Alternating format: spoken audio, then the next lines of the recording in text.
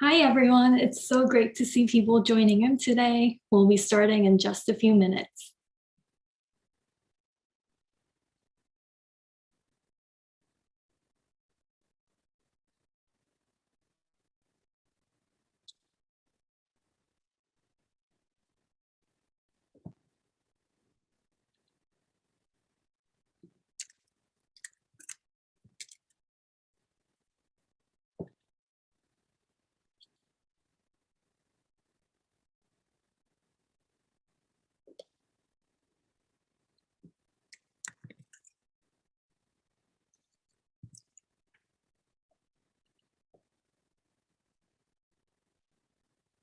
Again, thanks for joining in today. We'll be starting in a few minutes.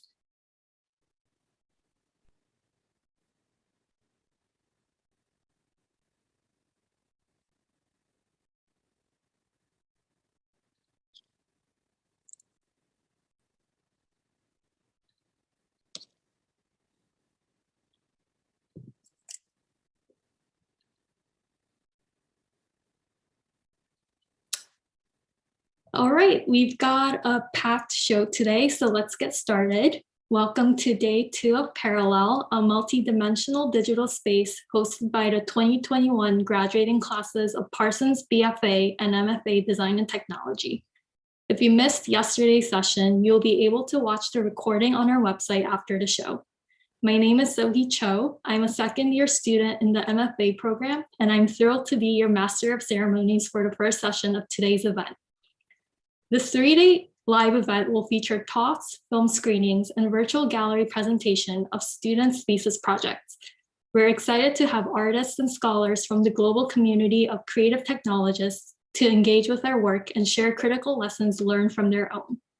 The exhibition represents our shared experiences as a collective of students operating in a remote setting, moving forward in unity, undeterred by separations of space and time. Alongside the live event, we have a digital platform to showcase all of our work. You can visit parsons.edu/dt to dive into all of the students' projects. Today's event will feature student presentations and a gallery walkthrough. The first session will showcase 2 groups of students, each followed by a Q&A with our guest artist. There will be a 5-minute break between the 2 sessions. Before we start the show, here are some brief housekeeping notes. Today's event is also live streaming on our YouTube channel. It will also be recorded and made available after the show on our website at parsons.edu/dt/events. To leave comments for today's presenters, we encourage all of you to send them over chat. For our community guidelines, this is a safe space. We expect everyone as speakers and viewers to treat others with respect, care, and sensitivity. Before we kick off the event, I want to welcome our Session 1 guest artist, Alexandrina Agloro.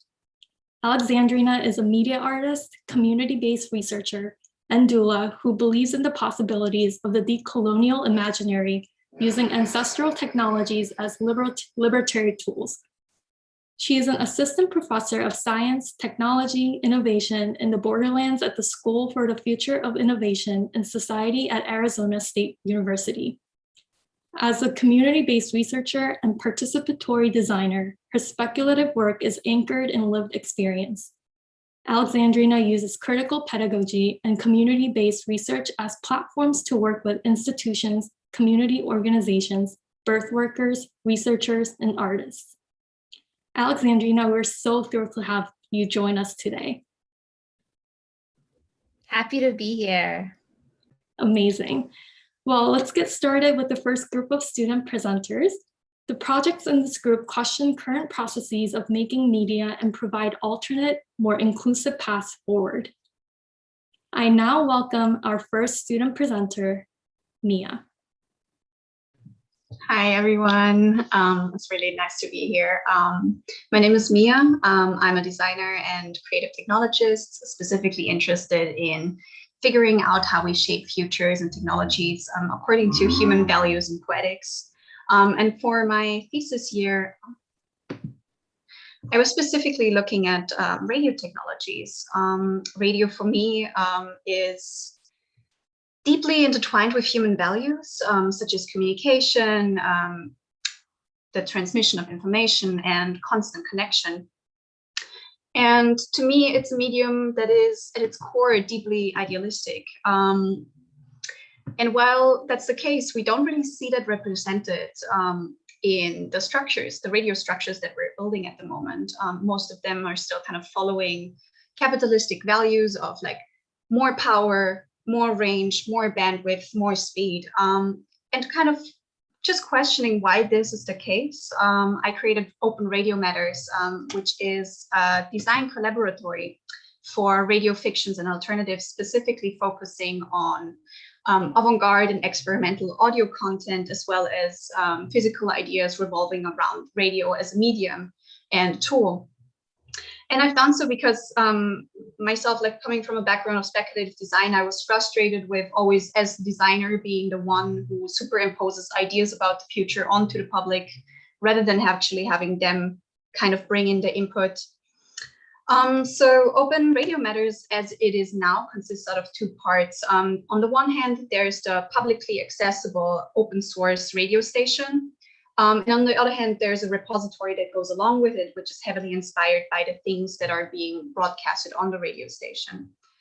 The radio station kind of differs from regular radio stations in kind of multiple ways. The first one is that the station itself is has kind of like an online portal that is accessible from all over the world. People there can, on this one hand, like look at the repository objects, but then also, and that's more important, they can submit their own content. So if you're a sound artist and you want some of your pieces broadcasted to the public, this is an option that is really easy. We don't really restrict people on anything. We only ask for kind of like be more morally and ethically aware, and otherwise no questions asked. Feel free to submit anything. We're looking for all types of crazy ideas about what you want to use radio for, or just audio pieces, sound pieces, whatever. Once those are submitted, the structure of the radio station itself is also a little bit unconventional, because the radio station has at its heart a server that pulls all of the submitted files from the websites, puts them into a directory where they are being reviewed by us, and auditive commentary is added, and then put into another directory where the radio station continuously like pulls its program fully automatically without a live host 24/7, and broadcasts the whole radio program hyper locally. And when I say hyper locally, I mean really hyper locally. We are working with a specific law of the FCC where we are allowed to broadcast on FM frequencies, which are available to most FM receivers, on a very low power range, which is only 1 watt. So the first station that is currently operating is on my apartment house building's rooftop.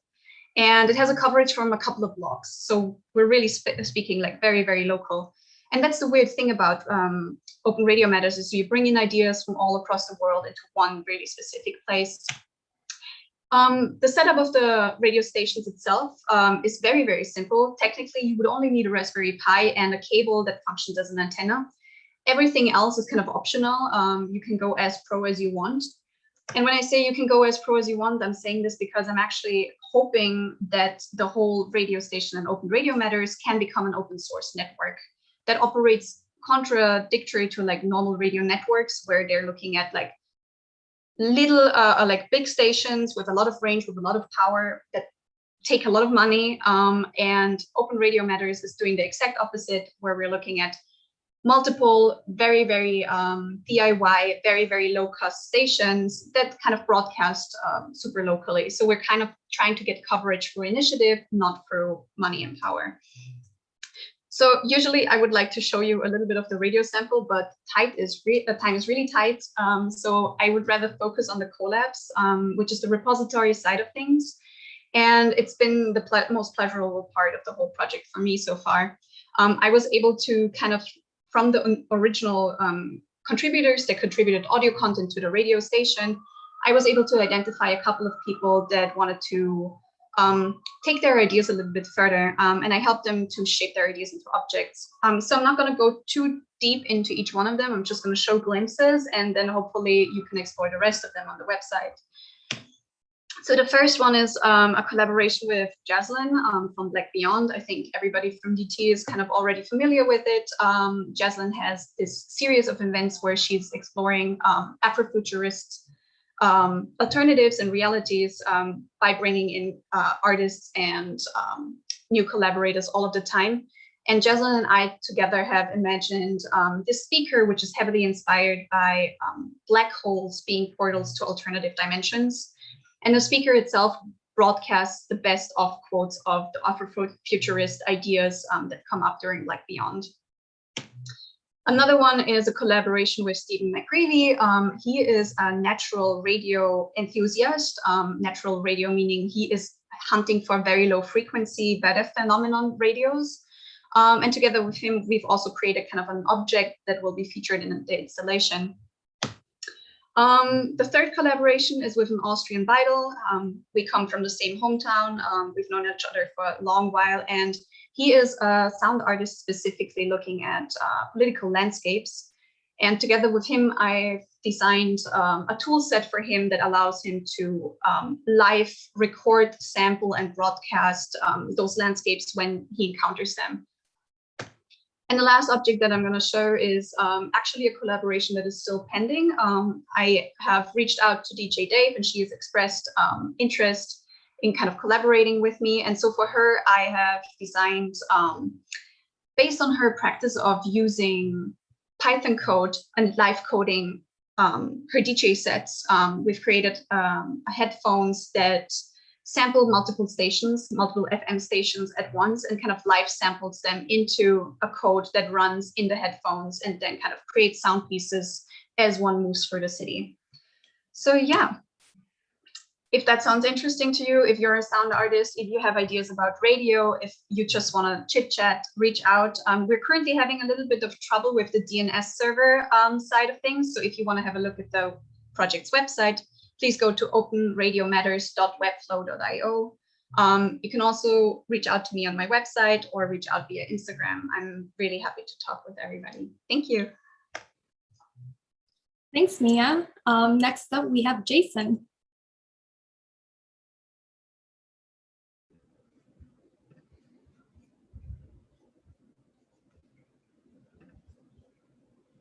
Jason, you're muted. Hi everybody, I'm Jason Lee. I'm a video game designer and computational designer, and I'm really excited to be talking to you today about my thesis work. From live streaming to the resurgence of the alt-right, video games serve really as both witness and participant in culture. Everyone is affected by video games and their cultural productions, either by directly playing them or by interfacing with them through things impacted by them. Today, video games are unavoidable. As a game designer, I want to be able to make games that enrich their audiences and intervene in cultural moments. And as an artist, I seek to work with video games with intentionality and integrity, yet I find it difficult to synthesize the play as research game design methods with play analysis methods of game studies. I would often find myself paralyzed in a play-iterate loop that demanded an impossible task of considering the infinite possibilities of play. While I could endlessly research my games by playing them, I could not play my work into existence. I needed a way out of this loop. Ironically, I needed a way out of play. My proposed framework, my escape, is called video game composition, a method for design and critical analysis of video game creation away from play. Where play-based methods examine how video games evolve with play, composition's goals rest in the time before they are ever played, to instead explore how video games are made. This is no small shift. Composition suggests that we design and create video games without being required to engage with the experience of the finished game itself. While this might sound absurd, I ask you to think of how you are perfectly capable of cooking food and knowing how it turns out.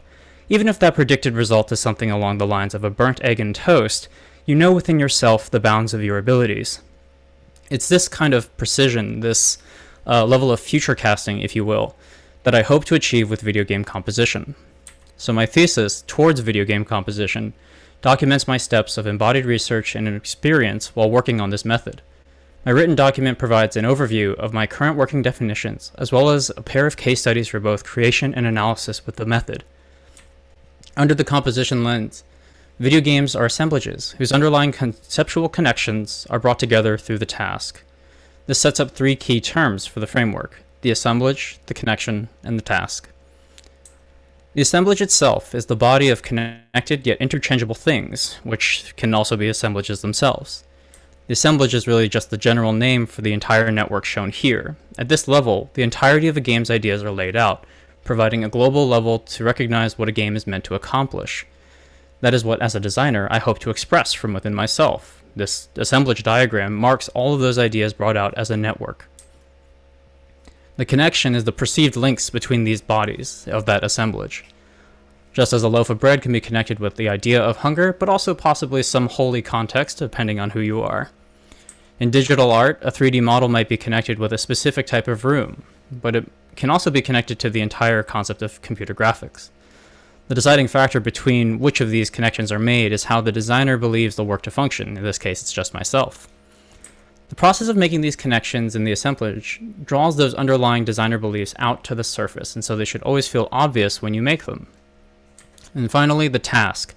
That is the work that materializes a connection. From the perspective of a designer, tasks are the unit of work, the human intervention that must occur for the connection to be formed. And like connections, it is a descriptive, not prescriptive term. It describes what the designer intends the work to do. The task example shown here is the one from the case study in the thesis. It is the exact task description I used to guide my own 3D modeling process for my other project. You can see it juxtaposed against two alternative task descriptions that would have still served the original connection support, but the one I used is the one that I felt best served my needs. There are many ways to skin a cat, after all. But by keeping the unit of labor in relationship to the connection, the task is always in step with the connection that it actually materializes. So you can have connection equivalency, but task discrepancy. The work of the designer then, or rather composer, is to transform a game's concepts into tasks that manifest the designer's culturally connected intentions into the assemblage that is video games. This process functions bidirectionally. It works for both creating a video game, as I've been kind of working through in my own definitions, but it also works in reverse, taking existing games and using experiences to envision speculative assemblages from them. This is from the second case study, a project where I took the experience of Pong from my memory and composed the work required to rebuild it. This diagram has a task for every single connection that is envisioned for that project. Those tasks are completely descriptive of every single unit of work that was required to actually build that version of the game that I made. And what this second case study illustrates is that a way to compose Pong is deeply linked to the imagination of the composer. And my ability to imagine Pong is really only possible through the support of contemporary technologies, and it's not the same as the composition of labor required for the original 1972 Pong that made it to the arcades. I could attempt to compose that version of Pong, but I believe it would require a different development historian and engineer than me. And what this entire process really emphasized for me is that compositions are the imagination brought out. From composition, we can ask what is possible to make, what is acceptable, and how does it represent our ideals? What is changing now in the future that can affect all of these things? How do our designs imagine and enforce labor? How do we envision the struggle to create video games? Because while play may allow games to evolve infinitely, the work committed towards the creation of a game is actually finite. It necessarily has to end before play occurs. Composition allows me to reflect on this labor by design. It allows me to engage with the non-linear nature of the video game creative process. I remain incredibly excited about the future of video game composition, and I hope by sharing some of my early findings you are as well. I believe that through the design of our composition, we game makers can begin to set the terms for the future of our creative craft and labor. Thank you. Thanks, Jason. Next up, we have Joe. Hi, everyone. I'm Joe, and I like learning. I also like to share the love of learning with others. And if you ask any teacher, they'll tell you how rewarding it is when students figure stuff out, right? I also like making, which to me is the same thing. Here at MFADT, we make a lot, and it's been absolutely mind-blowing. It's been invigorating. And there's a joy in discovery. It is a sense of like, I can do this, I can figure this out. All right, we just need to experiment, right? There's a makerspace here. I mean, there's so many maker centers. There are so many resources. There are people we can ask, and it's everywhere. But what happens when making resources are limited? especially during the pandemic. So I research making and I interview people who make and help others to make and ask them about the process of making during these special times. So much thanks to all the collaborators and interviewees. And to help me summarize the key insights, let me introduce you to Todd. And Todd is a teen beginner maker, right? Todd is many things. Todd is an electronics tinkerer. I mean, he cares deeply about his community, and he wants to make use of his electronic making to help his community. So how does Todd learn electronics? So he would typically visit websites like Instructables or watch videos, YouTube videos, but that can be incredibly difficult to get to really good tutorials or to the crux of the matter, the useful information. And you remember the nice like makerspaces and people in the makerspaces I was talking about, they're all closed or limited access now. So Todd has to make everything remotely, right? But remote making has its challenges. In fact, it's hard to teach and learn physical making online, digitally, as opposed to physical space. So, and he doesn't have a computer and he doesn't have Wi-Fi at home. And maybe let's not ask him about that. But what he does have though, he does have a mobile phone and he does have a mobile data plan, like 81% of youth in the country.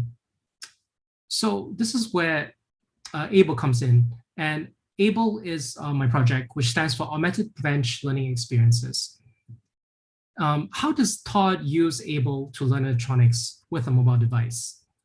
Well, ABLE comes in a portable kit with everything you see here. And it comes with everything you need to learn electronics intuitively.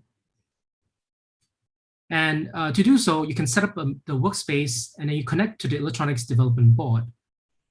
And when you visit the website, there'll be a link that says, click on ABLE, and which launches the augmented reality experience on the phone. But to do that, you need to scan a QR code to get to the website. And then that has the entire AR experience downloaded onto your phone. And so what exactly does ABLE consist of? So there are many augmented reality panels that are used to help to learn making. And these are just some of them. So as Todd is learning, he learns through the entire tutorial step by step in small bite-sized pieces. And each of these pieces are reflected on all these different augmented reality panels, such as step-by-step overlays on the breadboard, which tells him where to put all these different components and which are the parts that are connected.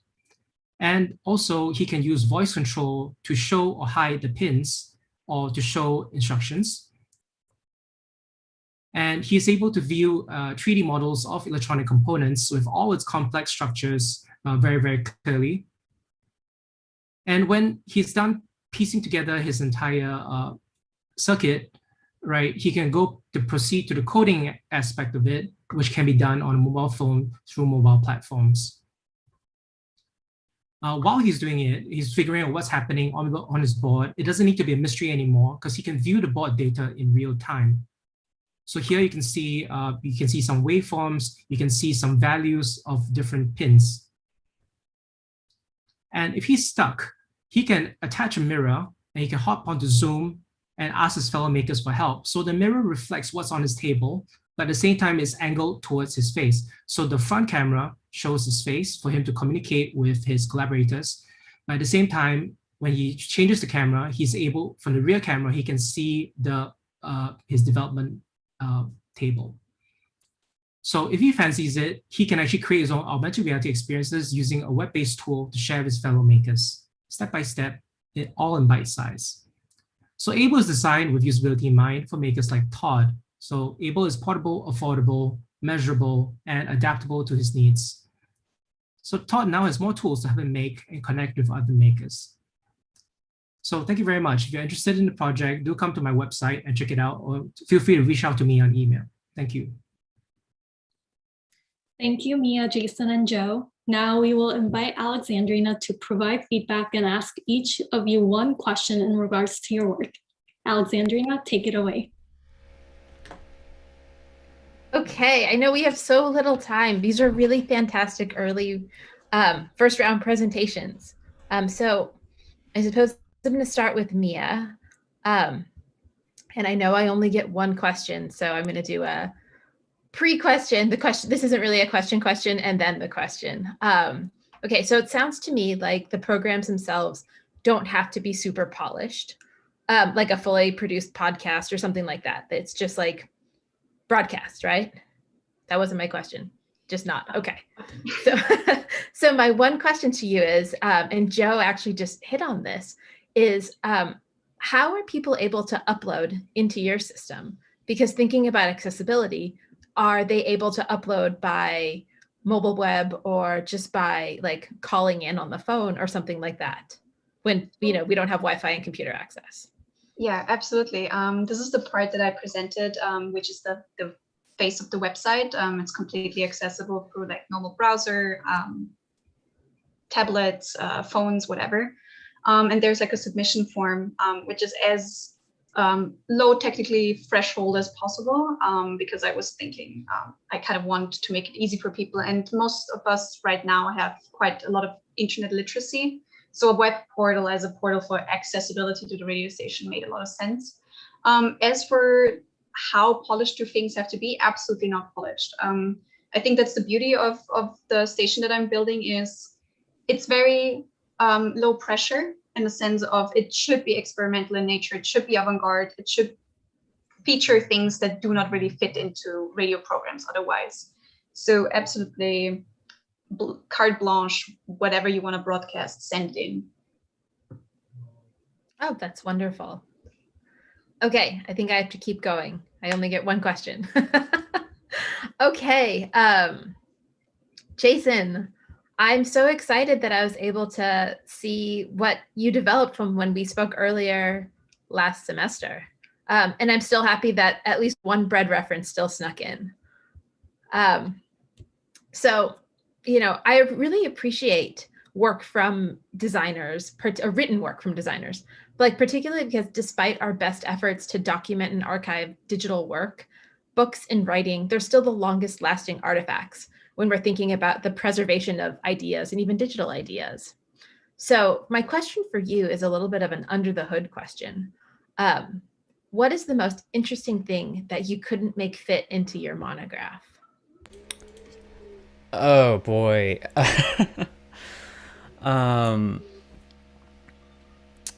think the most interesting thing that I really wanted to include in this monograph, that actually the reason is because I'm not entirely finished with it as far as practice is concerned, is a full method, right? Like I think the goal is to really be able to establish how it is that we think about the work that we are passing on to other people when we tell people I'm going to make X or Y thing, and the practices that come with that association. As far as, like you were saying, the books that we carry around with us, I learned how to bake bread with, bread books. Those are how things were taught to me. I wasn't learning it necessarily entirely from random practice, nor from YouTube. It was from ink on paper. And the way that we build up the historic and ongoing community of practice surrounding anything is really going to be in those methods that we pass on. And I think being able to really fully articulate the non-linear process that video games get created under and pass that on to another generation of people so that they can say this is the way that we should do making of games is something that I really wish I could have spent even more words on, but as it stands is not in the book, in the monograph as it stands. Okay, and my last one for Joe. Joe, I really appreciated that the place you go to right away is Wi-Fi and computers and the technological barrier to making. And so, outside the technological barrier, there's also the like sociocultural barrier that's attached to like the notion of who is a maker and who can do this kind of work. And so, what I want to ask you, or what I want to know if you're like anticipating or where we're going with this next, is this like the why of making? So like one of the things that I really enjoy is losing time looking at Adafruit tutorials. And that's because for me, they have already like a real world application. It's not just like, well, you could tinker on this like Arduino board and it could do stuff. And you're like, well, what kind of stuff? And so if there's already like, and when we think about like the gender discrepancies, it's like, well, what can I make with this? And they're like, cool guy stuff. But like, not everybody wants cool guy stuff. So I'm wondering is, how do you anticipate being able to do what I'll call next level making affordable and accessible when thinking about like somebody who would need the like, well, what does this do exactly? Before, you know, like even before they get the kit, or maybe they have the first kit and they're like, okay, but what now? Yeah, thank you. I think that's a very good question because from all the people that I interviewed and I spoke to, I think it's more important about the context of why they make and how is it relevant to their lives and their communities. So when I brought up the case of Todd, really it's about he makes stuff for his community. He makes stuff for the people that he care about. And I think a lot of that has to do with the people around him that empower him to do so, right? So I was interviewing with Mouse at a very, very early stage interview, and I realized that they work closely with communities like the Mouse Design League, and then to help people, you know, the people who have a problem that they need, that they hope that they can come together and solve together collaboratively. So that provides the why, right? But more importantly, I totally agree with you, like on the idea that sometimes making is not for them, right? So how do you I wouldn't say stigmatize, but how do you make it so that it's accessible to everyone? This could be me. I could see myself doing this because I have something I want to solve. I want to help other people solve that problem, right? So how do you make, how do we get a community of educators, a community of practice to come together and say, let's create something together. Let's empower every single one in our community to do so that we can make something that we can all enjoy together. I think that would be a very key step in the development for this project. I just got the message that we have a little bit more time before I have to cut you all loose. So I suppose, like, let's do this backwards. Is there anything in particular that any of you wanted to ask me about your projects?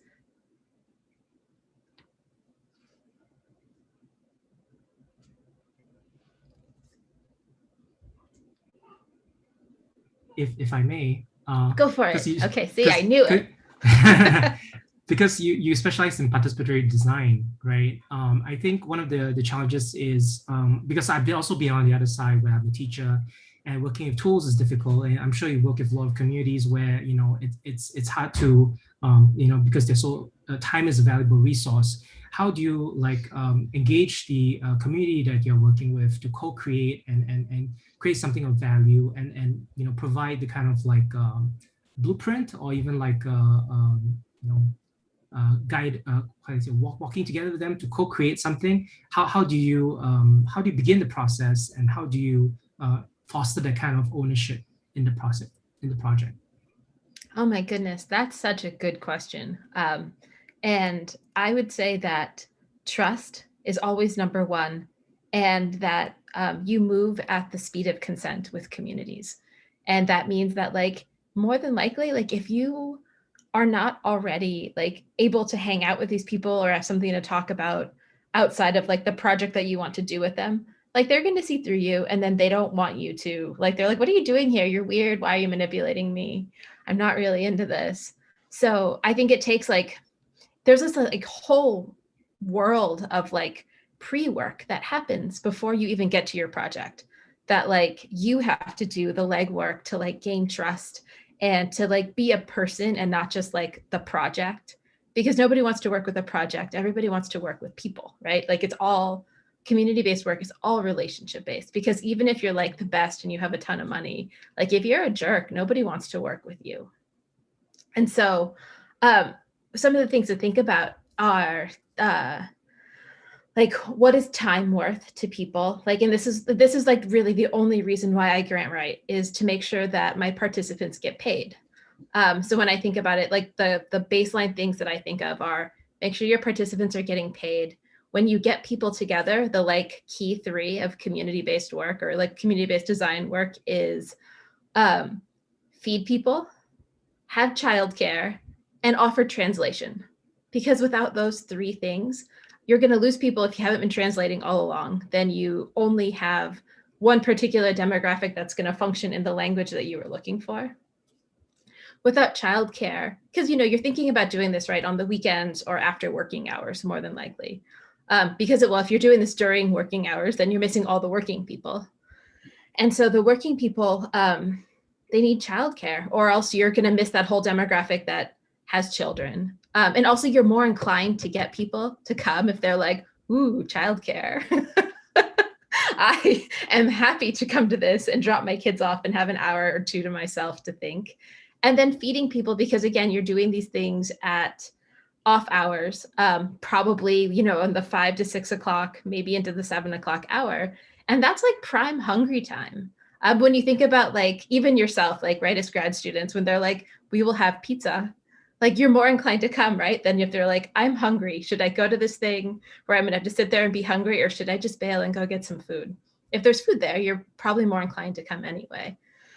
So I would say like, beyond trust, like those are my sort of 3 rules of how to do that. And I'm actually right now like percolating, because I want to do some writing around like next level community engagement about like, how do you navigate grants? How do you navigate these like academic systems for people who want to do this kind of work? Because like, I would say that I'm really feeling like proud of myself, because last year, or August of last year, I managed to get an NSF grant where I actively wrote childcare into a line item of the grant, which like usually you don't do, but like I felt like we had to start talking about this. I mean, ironically, like the researchers don't get childcare. Like we can't write that as our own expense, but at least I got all of my participants childcare for something like this. Okay, we have 3 more minutes. Do Jason or Mia, do you have a question? Actually, I have a question. Since you're engaging with communities, how does the average longevity of a project work for you? Like, how often do you find yourself like coming back to the communities, revisiting things, and how involved are they after the project is done? I think the best work you can do as a community-based designer is to have the project live without you. That if you have managed to keep this alive without you, and which like, really, it removes the ego from the process, because you really don't get to claim it as your own after it like lives on without you. But like what you get in return is like this something that is really like community owned and community engaged. And so like the longevity of the project, it could be it goes on for a while without you, or it could be this was a limited time thing and it's ephemeral. And maybe this isn't meant to be scaled. This was a like one-time thing. When I think about like my work with alternate reality games, the question is always like, how do you scale? And usually my answer is like, we don't scale, because this was built for a particular community at a particular time. It's ephemeral. It existed. It meant something to the people that were there. And the best we can do is write about it and document like what happened and the affect from it. But it doesn't have to live on forever. How's that for an answer? Beautiful answer. Thank you. Okay. All righty. Thank you, Alexandrina, for those questions, and the students for your great work and responses. Now we will invite our second group of students onto the virtual stage. The work from these presenters bring culture and heritage to the forefront through rigorous research, participatory design, and lived experiences. I now welcome our first student presenter, Sierra.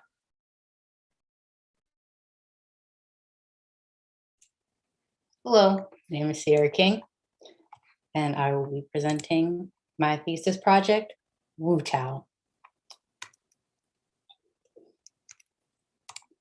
So let's talk about African American vernacular English, also known as Ave, also known as Black Talk, and also known as Ebonics, and recently more so known as popular slang. It is consumed on social media apps all the time, such as Twitter, TikTok, and Instagram.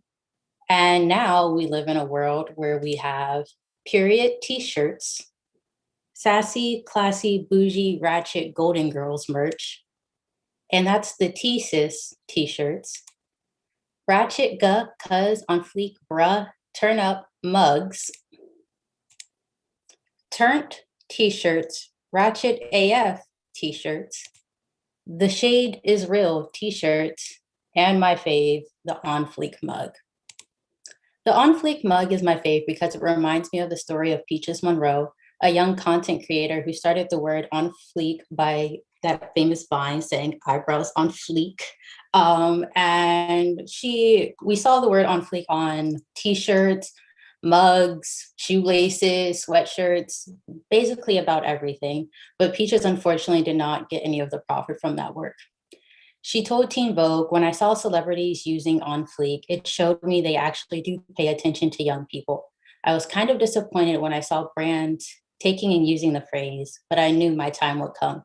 And her time did come. She's a very successful businesswoman, but this made me very mad because again, Black people were making things and not getting paid for what they made, the cultural contributions that they made to society, none of it was happening.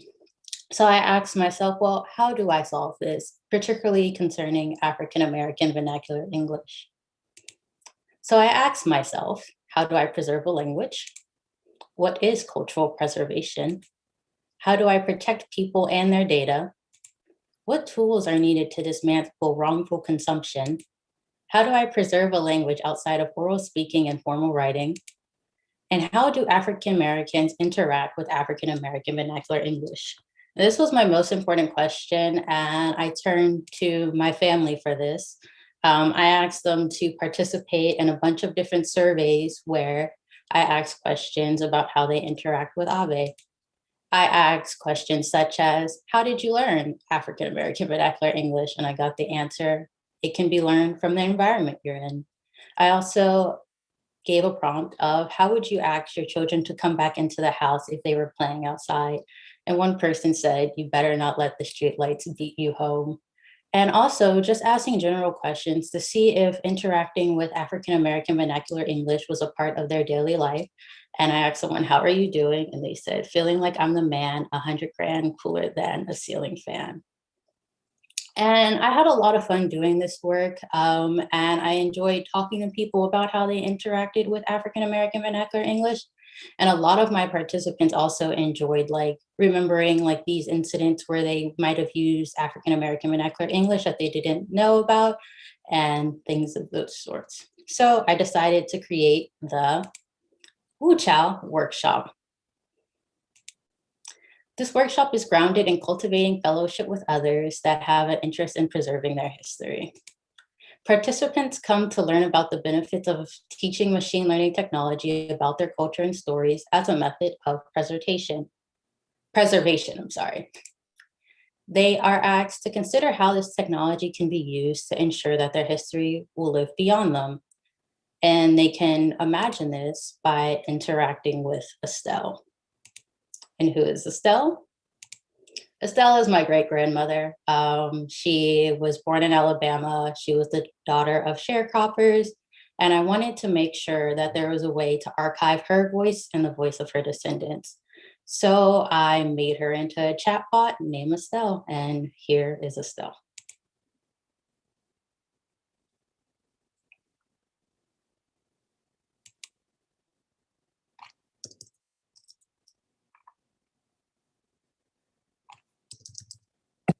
Hello, Estelle. Hey, sweetheart. How are you?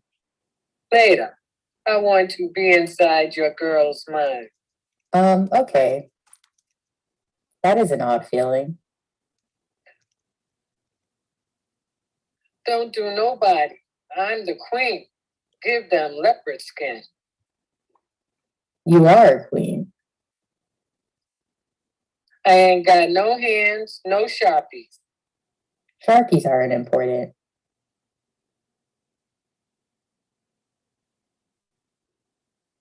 But hands are. To act big now. Okay, then. I'm the number one. You don't even own a wheel. I'm the will. You wouldn't know. You wouldn't know. And that is Estelle, a nice older lady. 1 second. So after interacting with Estelle, participants said, even though I couldn't contextualize the sentences, something about them felt familiar. And another one said, maybe we can have our own family robot that we only teach our history to. That way there will always be a living member. Estelle is near and dear to my heart, and I protect her. If you would like to interact with Estelle, you would have to come to a Wu Chao workshop, which will be available soon. And I would also like to say that Estelle is here to ensure that African American vernacular English is not considered Gen Z talk. I would like to send a thank you to my thesis professors, Melanie and Ayo, for all your assistance through the semester, and my family for always being a source of inspiration. Thank you all for listening in, and that is all. Thanks, Sierra. Next up, we have Rosa. Hi everyone, my name is Rosa. Grounding Lesson is an ongoing personal collection of research artifacts contextualizing my regenerative ecology gestures and their indigenous roots. It documents my embodied experimentations in textiles, worms, soil, history, and mapping. I began over a year ago interested in food justice work. I quickly dived into learning about soil and growing food. From the gestures of using sunflower as a soil remediation by throwing sunflower seeds across my neighbor's yard, to starting a vermicompost bin to work with earthworms to turn my food waste into nutrient-rich compost. Through this various work, I find the seasonality and working with nature as an active participant an essential part of my practice. I started to embody a stewardship role for my immediate surroundings by engaging with the earth herself, while at the same time translating my newfound interest in sustainable farming practices and the importance of soil health through my love of textile. One of my first questions is to think about how one might shift the relationship with Mother Earth from the current system bound by the exploitation of natural resources, and into a restorative and reciprocal relationship based in respect and balance. When I first read the Three Sisters story, I began to weave the original source of my permaculture research to indigenous traditional practice. This was the pivotal moment during my research when I became aware of the erasure of Native American history from the mainstream narrative. This made me step back and reevaluate my research and my role as an artist, an ally, and a non-native. My next set of research artifacts challenges the traditional model of map making and critically question the definition of maps and boundaries while honoring indigenous cartographic techniques to bring light to the underrepresented historical narrative as the baseline of understanding food and land injustice. One of the first weapons of colonial violence was to destroy crops and food systems to weaken people. It often coincided with the forced adoption of non-native diets and outlawing the growing of traditional foods. The forced migration of Native Americans separates the people from their land, medicines, spiritual sites, and food sources. My first two maps touches upon the stories of flora and fauna. Most of these story maps are printed on vellum paper to play with the notion of layered history. The first story is on the buffalo. These pieces use archival images from the Library of Congress to share the story of the vast regions the buffalo used to roam before the attempted extermination from colonization. There were 30 million to 60 million bison in North America in the 1500s. By the end of the 1800s, settlers had decimated the population. The historical past then brings us to the present day. This next set of illustration is inspired by the 8 tribes that formed the Buffalo Treaty in 2014. A collective effort to bring back and revive the buffalo. This movement's important is to bring buffalo back as a wild animal and not a domesticated one for food manufacturing. I see this piece as the living map with new added layers as new tribes and individuals sign up for this cause. I can continue to add the layers to this work. Next, I follow the Native American story of the Three Sisters and highlight corn, squash, and beans as a companion gardening technique. When I first read the story, I began to weave the source of my permaculture research to indigenous practice.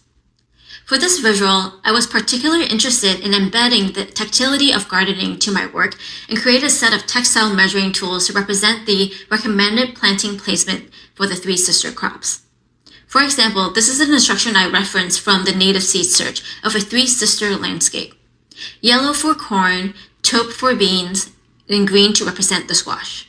Lastly, I want to look at the entire US map and learn more about the relocation of Native American tribes, to understand better the loss of the ancestral land and the level of displacement for the tribes due to colonization. This migration spanned over time from as early as the 1700s. My final map questioned our notion of boundary making and representation. I used archived maps from the Bureau of Indian Affairs on the federally recognized tribes in the US. My thought process is to abstract our notion of a Western map entirely and to start engaging alternative ways of mapping, which does not have to be coordinate or boundary based, but instead a layered map with a story history as the living thing. A map that can be changed and moved to challenge the concept of space and representation. All of this I envision in a physical space, by taking you through my journey of working with soil, worms, and textile to discover the history of the land we occupy. I hope it sparks an interest in others to learn more. I see my project as an invitation to engage with these topics, even as simple as planting a seed. I am extremely grateful to cross paths with the historical past that was not taught to me.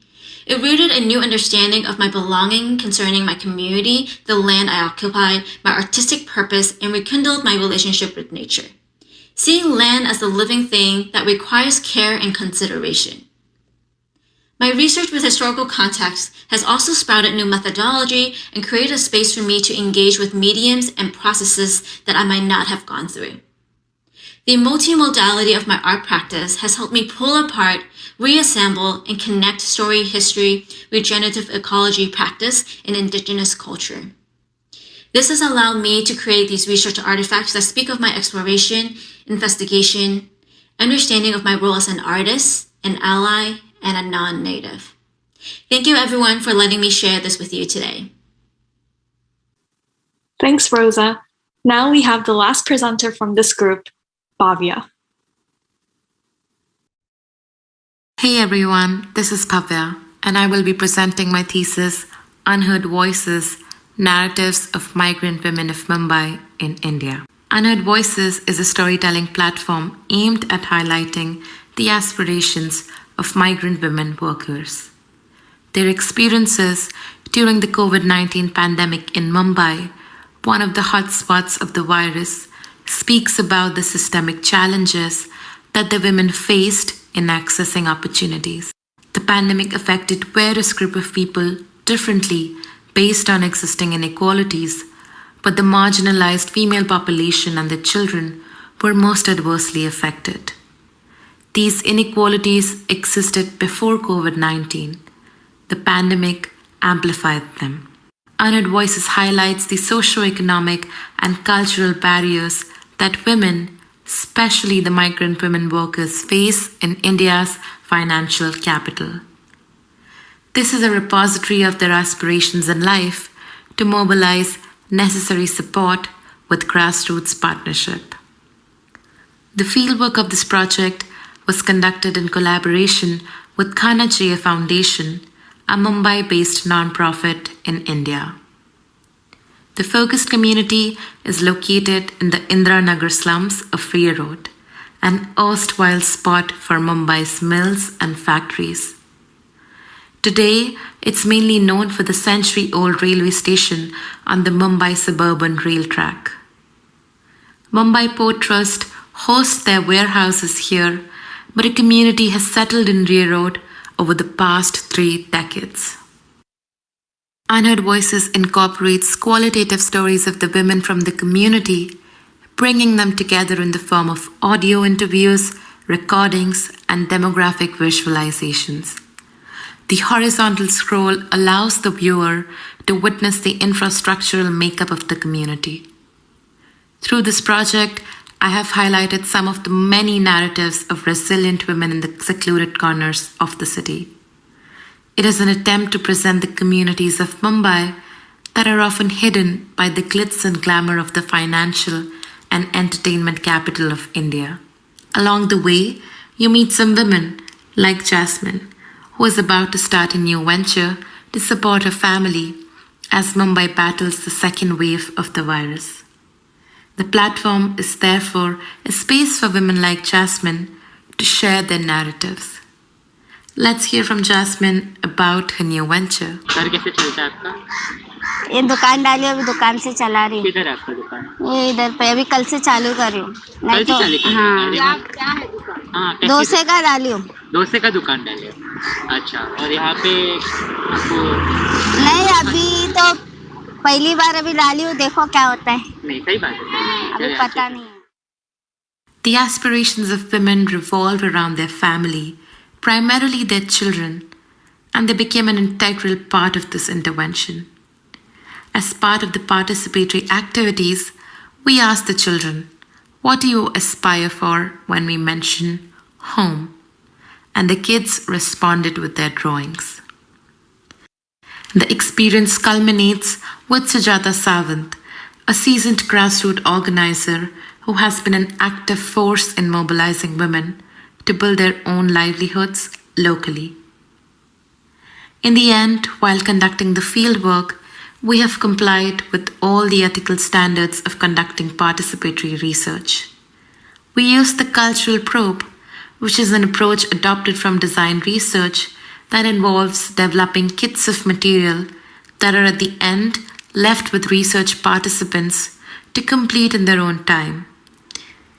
The cultural probe kit served as a way of co-creating and getting personalized artifact such as drawings directly from the women and the children, and they become the authors and photographers of their own reality.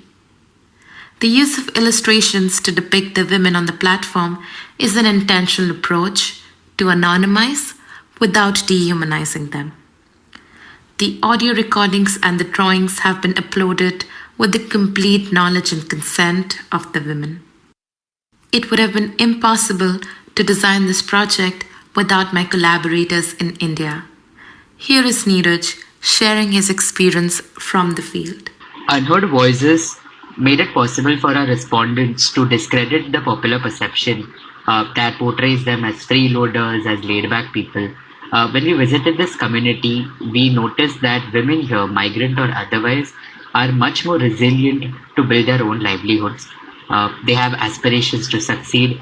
Some of them want to be financially independent. Some of them want to claim a space for themselves in the community by learning a new skill and upgrading their lifestyle. I don't know how many of you will go through the project entirely or how many of you will ever visit Mumbai. But if you ever do, you should know that there is much more to this city beyond the tourist spots and the landmark. And this was an attempt to capture that. You can meet the women of Ria Road and learn more about the methodology at unheardvoices.in. A big thank you to all my faculty, collaborators in India, the women and children of Ria Road, and my family and friends for their support. Thank you so much. Thank you, Sierra, Rosa, and Bavia. Now we will invite Alexandrina again to give feedback and ask each of you one question in regards to your work. Alexandrina? Okay. Sierra, I guess we'll start with you in order. When I read the description of this project, I was so interested in what you were going to present, what you've been working on for the year. And it's fantastic, the way that you've been thinking about this. What it reminded me of, particularly when we were talking about what it means to co-opt Black culture, is Greg Tate's phrase, everything but the burden. Like everybody wants Black culture, but nobody wants to be Black, like when it comes down to it. And do you know about this chatbot, Bina48? Have you heard of her? No, I have not actually. Oh my goodness, you have to look up Bina48 because this is the ultimate antidote to Bina48. So Bina48 she was the first like Black chatbot robot, like built as like a person, like a actual robot and not just like text. And I listened to a podcast that was outlining like, it was another Black woman saying, oh my gosh, there's like a Black woman robot. I need to go meet her. I need to talk to her. And she was really, really disappointed with her conversation with Bina, the chatbot, because she decided that the question that you would ask another Black person who could like, you would know that this person is Black if they could answer the question, who are your people? And Bina could not answer the question, who are your people? Like Bina could not understand it, did not get it, was just like diverting at like just all over the place, and was like so disappointed because just because you put black skin on a robot doesn't make your robot like a culturally black robot. And so you've done this. I think, should we call her ML Estelle? ML Estelle is like the antidote to Bina 48 because you've done this. You're culturally preserving, and this is like the ultimate cultural interaction.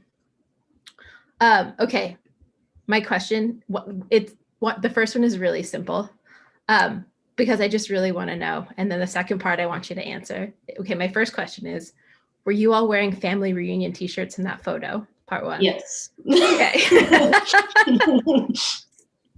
And part two is how do you? I'm not even sure like how to put this together, because like the undercurrent of your project in some ways was almost the monetization of Black culture, where the people making the money are not the Black culture producers. So I guess, how do you imagine something like ML Estelle can either make headway or like fight back or talk back to like this monetization of Black culture? The one thing that I really would like ML Estelle to do is, because this project started with reading tweets and getting mad. So I would really love it if ML Estelle can like be able to take in tweets that use African American vernacular English and reply to the ones that use it incorrectly. Is kind of what I see like helping fight back on like the monetization by one. Just a lot of the times when people use African American vernacular English and they're not a native tongue speaker, they generally don't use it correctly. Like it's very easy to tell that they're not somebody that like knows the language. They kind of just heard it somewhere. And I kind of really want to be able to, make sure that ML Estelle, one, completely understands African American vernacular English from native speakers, but also like be able to go back and kind of be like, hi, you're not a native speaker. Please do not tweet like this. And things of that sort. So that's kind of what I see like when it comes to fighting back. And so somebody put in the chat, and that's totally right, Stephanie Dinkins was the artist who went to go visit Bina 48. Yeah, I do know the project. Okay. Yeah. Okay, so now we have to keep moving. Rosa, I think you're next. Yes. So your project also hits on like this very important, I guess, this grouping too, of like what it means to co-opt sustainability culture and how it's being repackaged and like refed to us for more money. But the people who have originated, say, permaculture or sustainability or regenerative culture are like consistently being disenfranchised from almost using their own practices on their own lands, if they still have lands to begin with. And so the first thing your project reminded me of was this reminder that we are not all immigrants, that is not, that people were here, whether or not they've been displaced or they've been moved, but we're not all immigrants. And these other like important cross-cultural organizing threads, it reminded me, you said seeds at some point, and it reminded me of Soulfire Farms' Leah Penniman. And she talks about how West Africans, when they knew they were about to have to board these ships enslaved to be taken to the Americas, they braided seeds into their hair. They braided their heritage seeds into their hair to take with them to this new place, because they knew their hair would protect these seeds, and they wanted to take their foods with them, like wherever they went. Like, and that was always super powerful, like to hear that from Leah. And so I think a couple of points, and then I'll get to your question. I know that you had to start somewhere. And so, as you're talking about decolonizing, you're using the Bureau of Indian Affairs federally recognized tribes, which in itself is this like colonized context, because somebody had to decide who was federally recognized and who wasn't. And so I'm also really interested in how do you make sense and unpack what it means to be like Indigenous and not federally recognized within the terms of like your mapping project. And then the shots of your weaving of the maps. Also being here in Arizona and in the Southwest, it reminded me of Navajo weaving. So the weaving like has a place, the work that you're doing has a place like within this historical context. And then I guess the last note, and then my question is that you talk like this project is situated as historical, and Indigenous people are a present living people. So this isn't a historical project of like dead and gone people. And then now the question is thinking about a Native writer, Audra Simpson. She talks about the right to refusal. What do you suspect that was not found in your archival work because it wasn't meant for you to be found? Like, where were some blank spots that you came across? Ooh, that's so tough. I feel like there's so much, because I do feel like this whole year, when I realized that I needed to stop kind of these gestures of regenerative ecology, because it was so important for me to actually learn the history. And so I feel like I'm only in the beginning of actually diving into the Native American history to guide my work forward. And so I feel like there's just so many tribes out there that I don't know anything about. And so I feel like in that sense, I haven't in a way discovered those stories and applied them into understanding them. And so then that can inform my practice. I don't know if that answers your question. It does. It in this way that I think the thing that I was asking you is, I mean, I suppose it's an even bigger question is, how do you know what you don't even know if you don't even know what you're looking for? Yeah, it was really, I think, when I learned the Three Sisters story, it just hit me. It was like a new day. I was like, I can't believe that I didn't know anything about this. I just had to completely switch the direction of my research. And so it is really interesting once you hear these alternative narrative and you listen and you allow that understanding and acceptance. It's really, I think, mind-blowing to have to shift your perspective. And for me, that has been a really interesting journey. And if you're interested, there is a fantastic article by Lisa Nakamura. It's called Indigenous Circuits.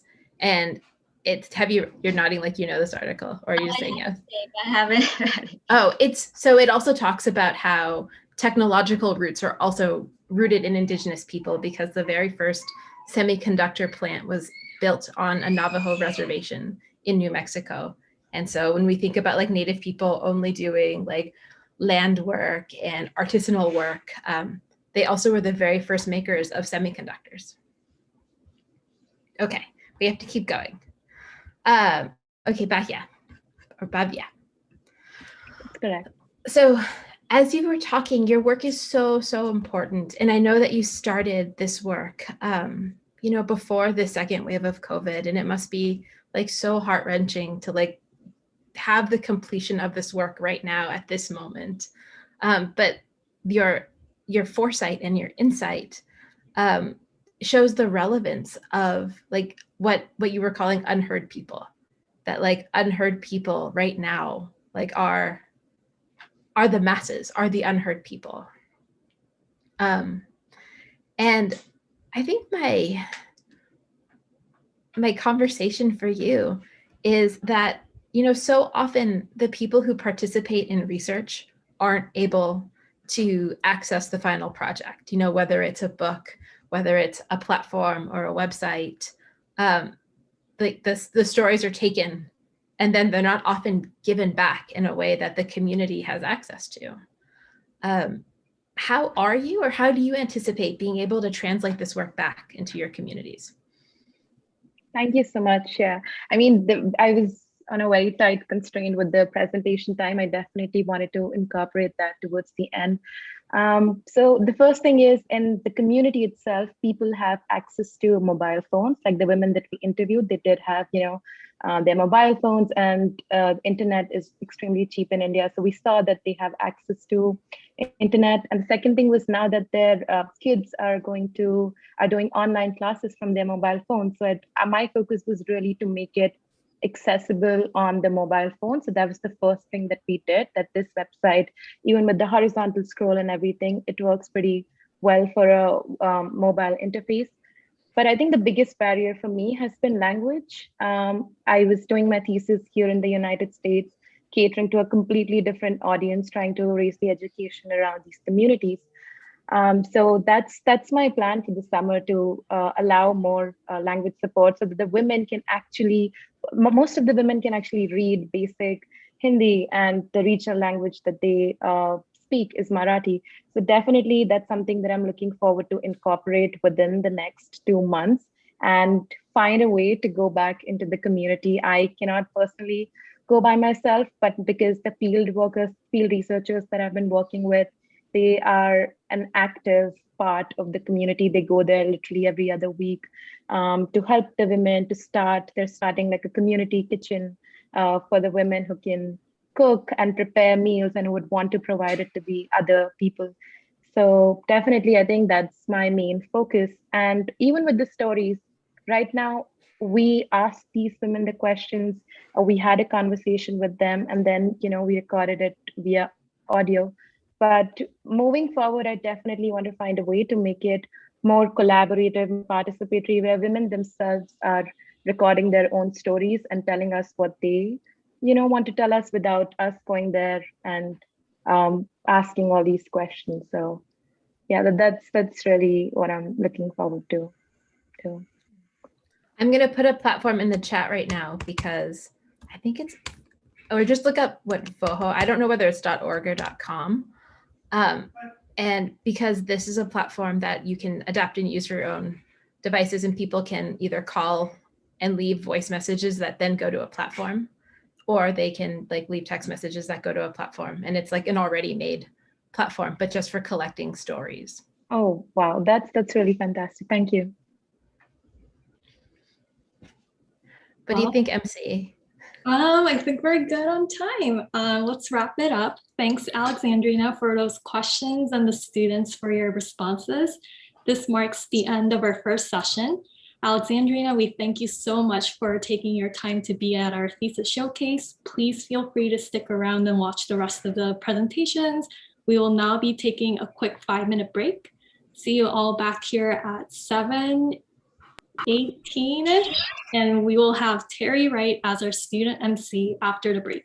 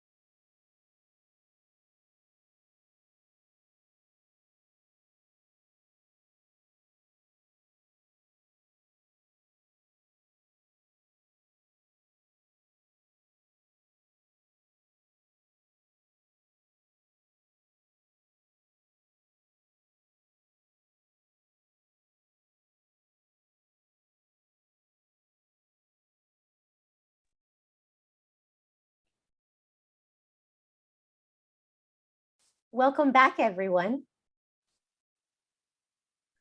My name is Terry Wright. I'm a second year MFA student, and I will be your MC for the second session. Before we get started, if you are just joining us, please feel free to review the housekeeping notes in the chat. We will be switching up the format in this session. We'll continue with student presentations in group 3, and we'll end with a gallery tour with group 4 students. Each group will be followed by a Q&A with our guest artist, Benedetta Piantella. She also goes by Benny. Benedetta is a designer turned humanitarian technologist. She has founded engineering R&D companies focused on producing sustainable solutions to humanitarian, social, and environmental challenges worldwide. She has built partnerships with organizations such as the UN, UNICEF, the Millennium Villages Project, universities such as NYU, Columbia, and Princeton, and multiple NGOs, and has designed, prototyped, and deployed projects in countries such as Uganda, Kenya, and Tanzania. She is an open source advocate and is currently a full-time faculty member at NYU ITP, where she teaches physical computing and engineering for development. Welcome, Benny. We are so thrilled to have you here. Thank you so much for having me. I'm super excited. Yeah, me too. Thank you. Without further ado, let's bring in the next group. These students' work focuses on critical data studies, examining the potential harms of the internet from both a personal and societal lens.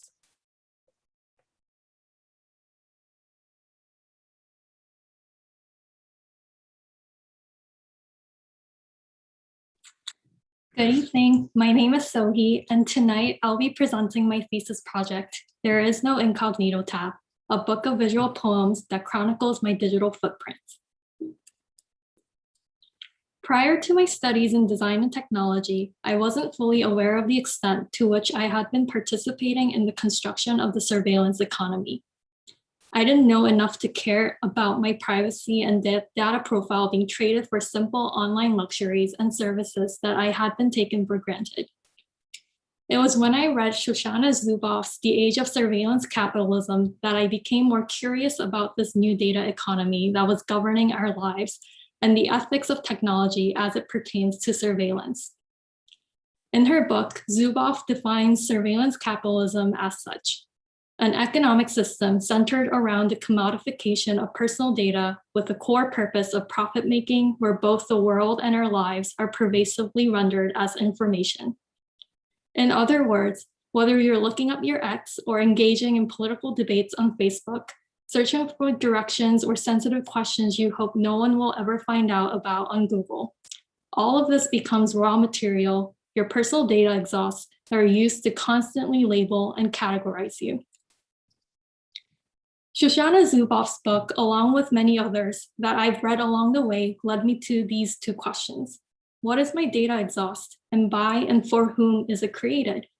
So for Thesis, I created a personal book that delves into my data exhaust created by a diverse array of systems and algorithms to understand what gets stripped away by different surveillance states and speculate on a series of exercises to undo the scattering and rehumanize the practice of datification. The book embodies my struggle to understand and reconcile with the surveillance economy and where in that world I stand as a person. In the next few slides, I will walk you through some of the key spreads from my book. The book starts with a question that I pose for myself. Where do I fall in this narrative of surveillance capitalism? The internet is the arena where all sectors come into play to mine innumerable amounts of data and manipulate access to certain information, opinions, and ultimately human behavior. And in doing so, they create a hegemonic narrative that too often harms people who do not fit into certain constructed realities.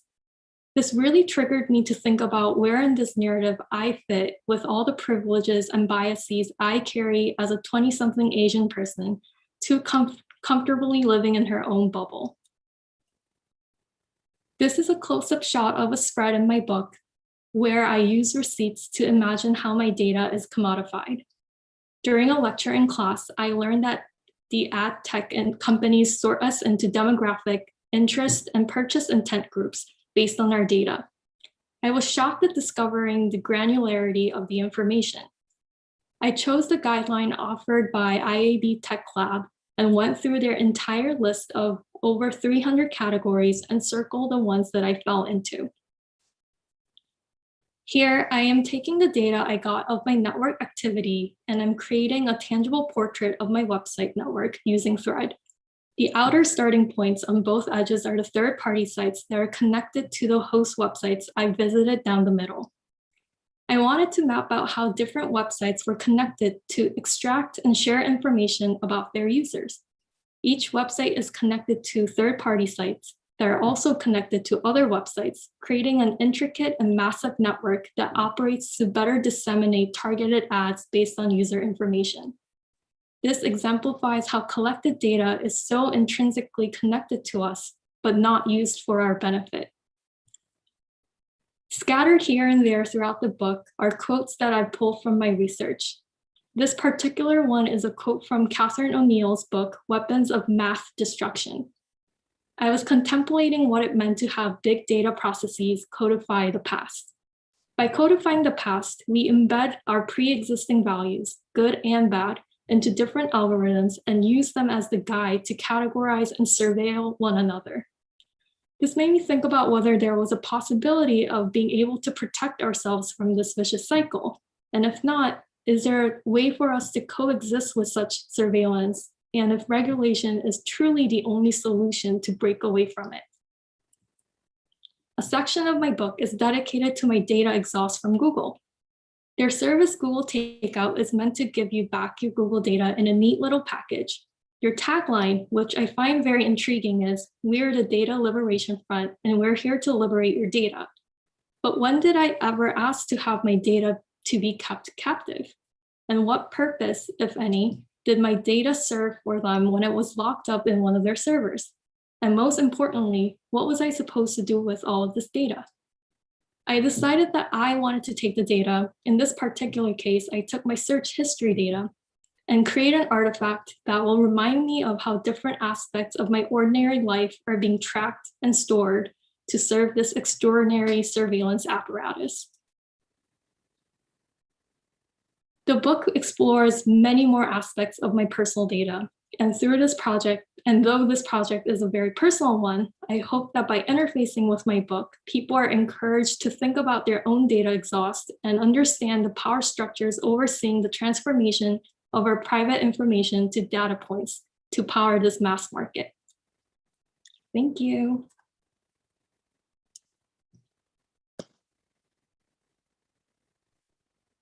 Thanks so much, Sohee. Next up, we have Marianne.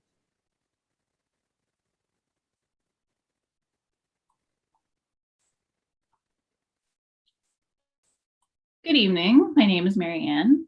My thesis is a research project culminating in a policy memo, which I know isn't typical for a design and technology project. Today, I'll be walking you through why I decided to focus on policy, where my concept and research journey took me, and what we can all do moving forward. Over the past 9 months, I've been studying misinformation and online extremism in the American far right. As you can imagine, it's taken me down crazy rabbit holes about CIA roleplay and Hunter Biden's laptops, as well as some straight up racist, hateful spaces. And just for good measure, at the beginning of this semester, an insurrection took place in the city that I live in. My initial goal for this research was to collect and analyze data and to come away with some sense of what the driving forces of disinformation are in order to better understand how we can address it. So I did a number of small-scale investigations. Here, I tracked accounts with the top performing posts on Facebook over the course of 8 months. The results show that post engagement, at least on Facebook, happens much more on the far right than on the left, which is surprising considering Republican lawmakers have accused Facebook of liberal bias. So what's really happening here? In 2018, Facebook made a big change to its newsfeed algorithm. They deprioritized showing content from publishers and pushed up content that drives what they call meaningful interactions. If you take Mark Zuckerberg at face value, a meaningful interaction means more posts from your grandma showing up in your feed. But in reality, these meaningful interactions are just posts similar to other posts you've engaged with that generate more likes and shares. And we know that likes and shares are often driven by emotional responses. I spoke with Katja Vogt, an expert who works on international disinformation campaigns, and she talked to me about the pause, the moment between when you read a headline that enrages you and when you smash the share button. Not enough people actually do the pause, which has a massive impact on how quickly misleading information spreads. So we're supposed to do the pause, but algorithms are built to show us content that prevents the pause. So we're set up for failure. That's especially true for content that traffics in anger and fear, like hate groups. In the past year, we've seen kidnapping plots, organizations of armed militia, and more being organized over Facebook groups, which is one of the things that Facebook's meaningful interactions algorithm promotes. So we need to ban the algorithmic amplification of content. There's just one problem. The entire business model of the internet is based off of them. While many think of social media as a free service, we know that the price we're really paying with is our own data. According to Facebook's annual financial report, 97.9% of their revenue in 2020 came from advertising. And not just any advertising, advertising based on your behavior, which on social media is totally exposed. Some of you may have decided to try Couch to 5K during the pandemic. Maybe you joined a Facebook group for motivation. Well, shortly after you joined that group, you probably started getting ads for running shoes because Facebook tied your behavior to a way to sell you stuff, and there's a whole industry that feeds into it.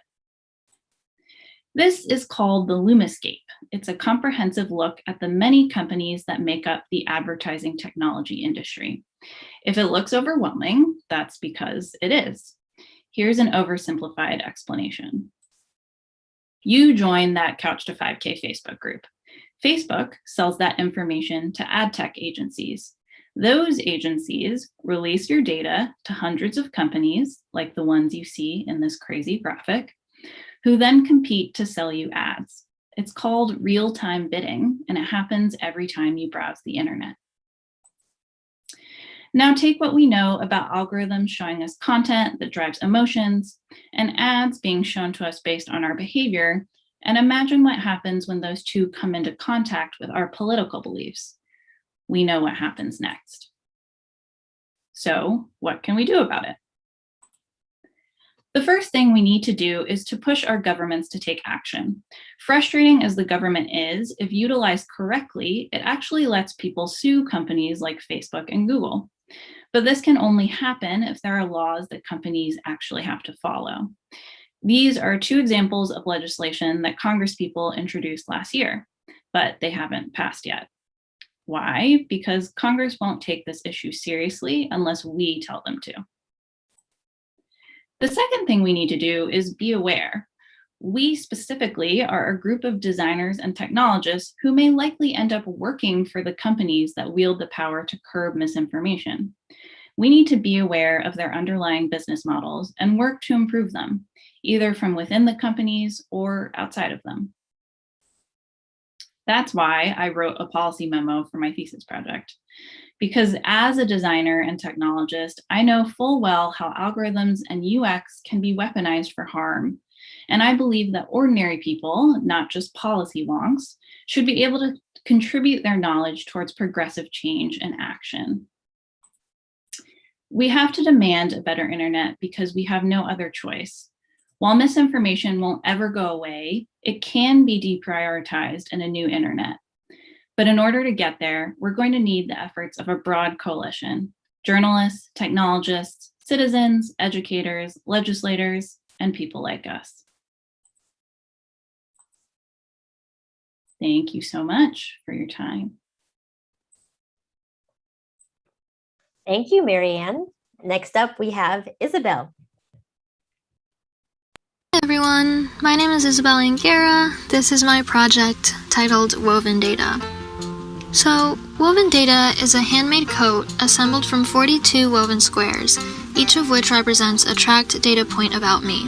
Each square is tied to a story that aims to highlight the dichotomy between how my data represents my identity when viewed through my eyes versus when viewed through the eyes of those who profit from it.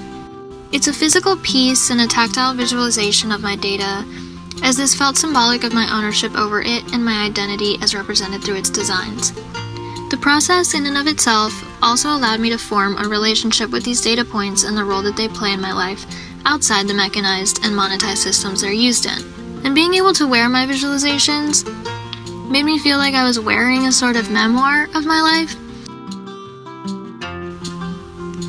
Weaving as a format was also based on research about Andean textiles and patterns. I was struck by its use and strength as a storytelling and identity encompassing medium. Patterns and garments were symbolic of status and ownership, like we see in this tunic. The iconographic squares called tokapu symbolize people, places, and social roles within a community. Having them all on a garment insinuated ownership or dominion over that which was represented, which I thought could parallel the idea of ownership and data sovereignty in connection to the overarching theme of big data. Essentially, big data has profiles on us and our identities. These profiles, however, are often reductive, and parts of our personalities, behaviors, and traits are picked apart and analyzed. We're then put into boxes that we might not even know we're in or agree with.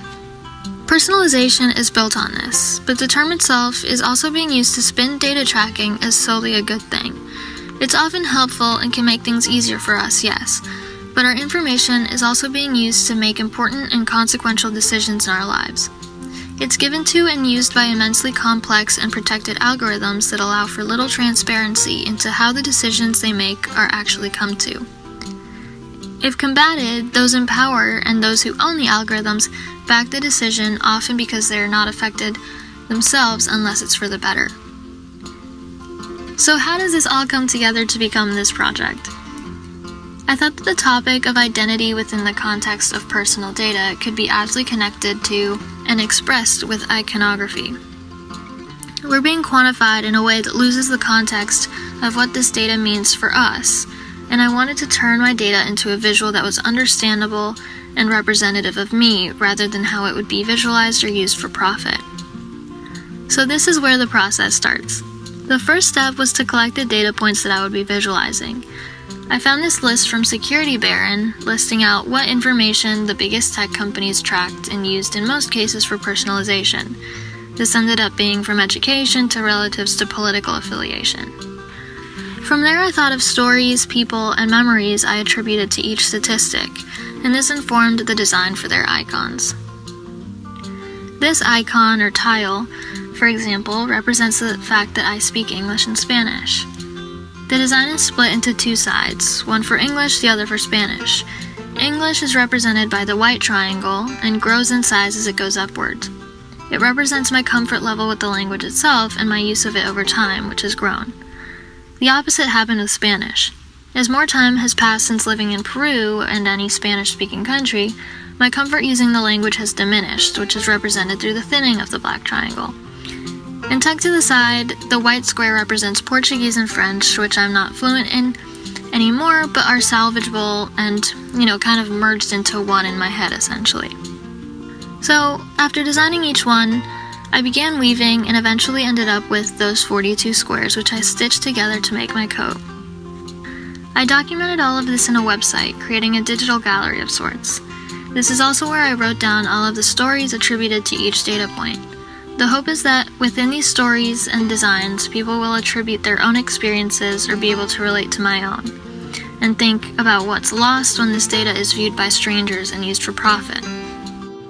Finally, I wanted to encourage people to try and do this for themselves, to take their personal data and visualize it how they wanted. It's a fun way to feel nostalgic or start conversations with people if you do it together. I tried to make it easier by setting up prompts and showing people where they can find some of that scary information to visualize, and then maybe turn it off. In the end, I made those changes myself, because before learning more about big data, I wasn't that concerned with protecting my own information, past preventing identity fraud. But now I realize that it's deeper than that, and my data plays into the consequences these systems and processes have on others. It's important to protect it and worth protecting. And that's what came out of my project, Woven Data. So thank you so much for listening, and a huge thank you to my wonderful thesis faculty, Io, Melanie, and Ernesto, and another one to Justin and all my DT friends who have been so wonderful throughout these last few years. Thank you.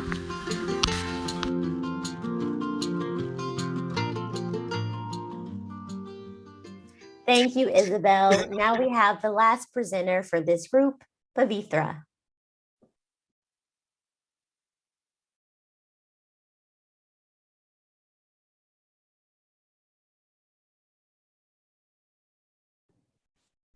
Hi, my name is Pavitra Chandrasekhar, and I'm going to be presenting on misinformation trends in India.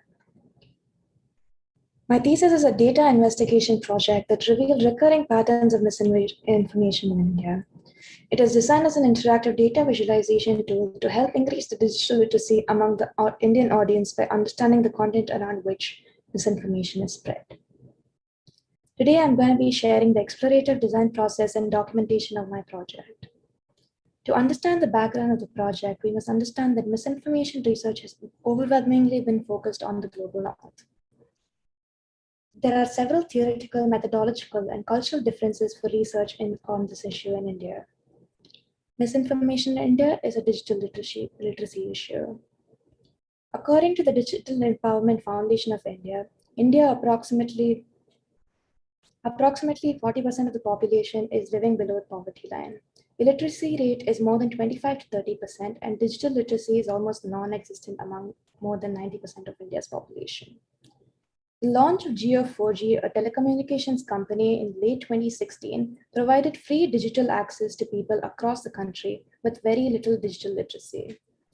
Under these conditions, misinformation accelerated in India. There have been several digital literacy initiatives since then to close the digital literacy gap and to stop the spread of fake news. But still, a high digital illiteracy rate persists. My project aims to increase digital literacy by helping people navigate through misinformation, especially in a world that has been increasingly dependent on digital technologies in the past year. The project results from exploratory experiments on a self-generated database from the web that employs machine learning to analyze text. This here is a broad process I adopted to achieve the final outcomes of my project, namely data scraping, data cleaning, data modeling, text analysis, and data visualization and storytelling. Data scraping. Current disinformation scholars, technologists, artists, and researchers face a crisis exacerbated by uneven access to data sets around misinformation from big tech. Working as an outlier, to tackle this, I scraped data of debunked information from IFCN certified fact-checking websites, similar to PolitiFact and Snopes in the West. I scraped over 3,500 plus claims over the last 3 years. Each website presented its own challenges while scraping based on the information architecture of the website. I used Python and Beautiful Soup to build a data set which consisted of the URLs to the fact checks, their claims, and their dates. Using this data set, I used NLTK, a natural language processing library in Python, to deep learn and reveal patterns within the data set, or more specifically, the patterns within the claims. The algorithm determined the term frequency, but if you see here, misinformation against Muslim and Muslims is categorized separately as though they were two different categories. The data from the text analysis came with these inconsistencies. This data can't be classified by the machine easily, but can be easily inferred by humans. So for the next step, I combine these insights and inferences revealed by the text analysis to create the data visualization. Using D3.js, I built an interactive website to make the data and the patterns accessible to the audience. One of the core values of my project was openness of data and transparency. I visualized my source and how much data I extracted from each of these sources so people know exactly what they're looking at. Through the inferences and insights, I combined the recurring keywords from the text analysis into 4 categories for people to understand where misinformation lies broadly. Each of these categories are then broken down into the prominent keywords within them. For example, the recurring terms within COVID misinformation claims were the COVID-19 vaccine, COVID-19, and coronavirus. Similarly, I did this similarly for each of these categories.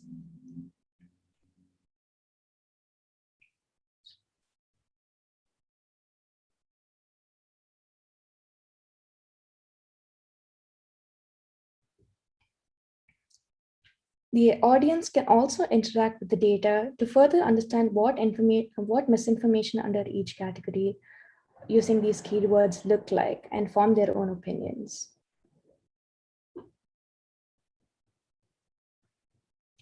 I would like to credit Andrew Levinson, a GitHub ally to my project, whose code was instrumental in the visualization. This is an ongoing project which will be updated quarterly as more data becomes available to study the evolution of these patterns. You can view this project at www.misinfo.com. I would like to thank my thesis advisors, John Sharp, John Roach, and Barbara Morris. Thank you. Wow, thank you so much, Sohi, Marianne, Isabel, and Pavitra. Now we will invite Benny to provide feedback and ask each of you one question in regards to your work. Also, I apologize, I misspoke earlier. Benny now teaches for NYU's IDM program, Integrated Design and Media now, not ITP. Benny, I'll let you take it away. Thank you so much. Thank you and congratulations to all of you who presented just now. You've obviously embarked on these really wonderful journeys, and your projects really show, the depth of the processes that you went under. And so thank you for sharing those with me. So starting with the first project, I absolutely loved the format and the nature of this project.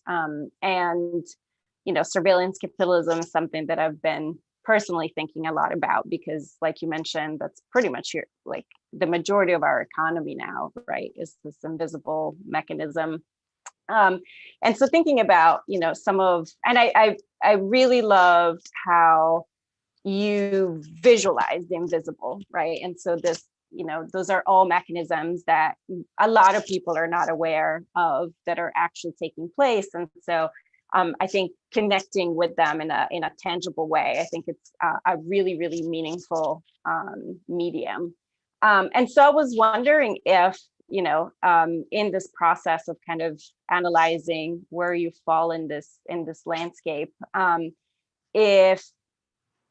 is there kind of something about this process that has influenced or changed your own relationship and kind of your own behavior with these digital media and platforms that you have looked at?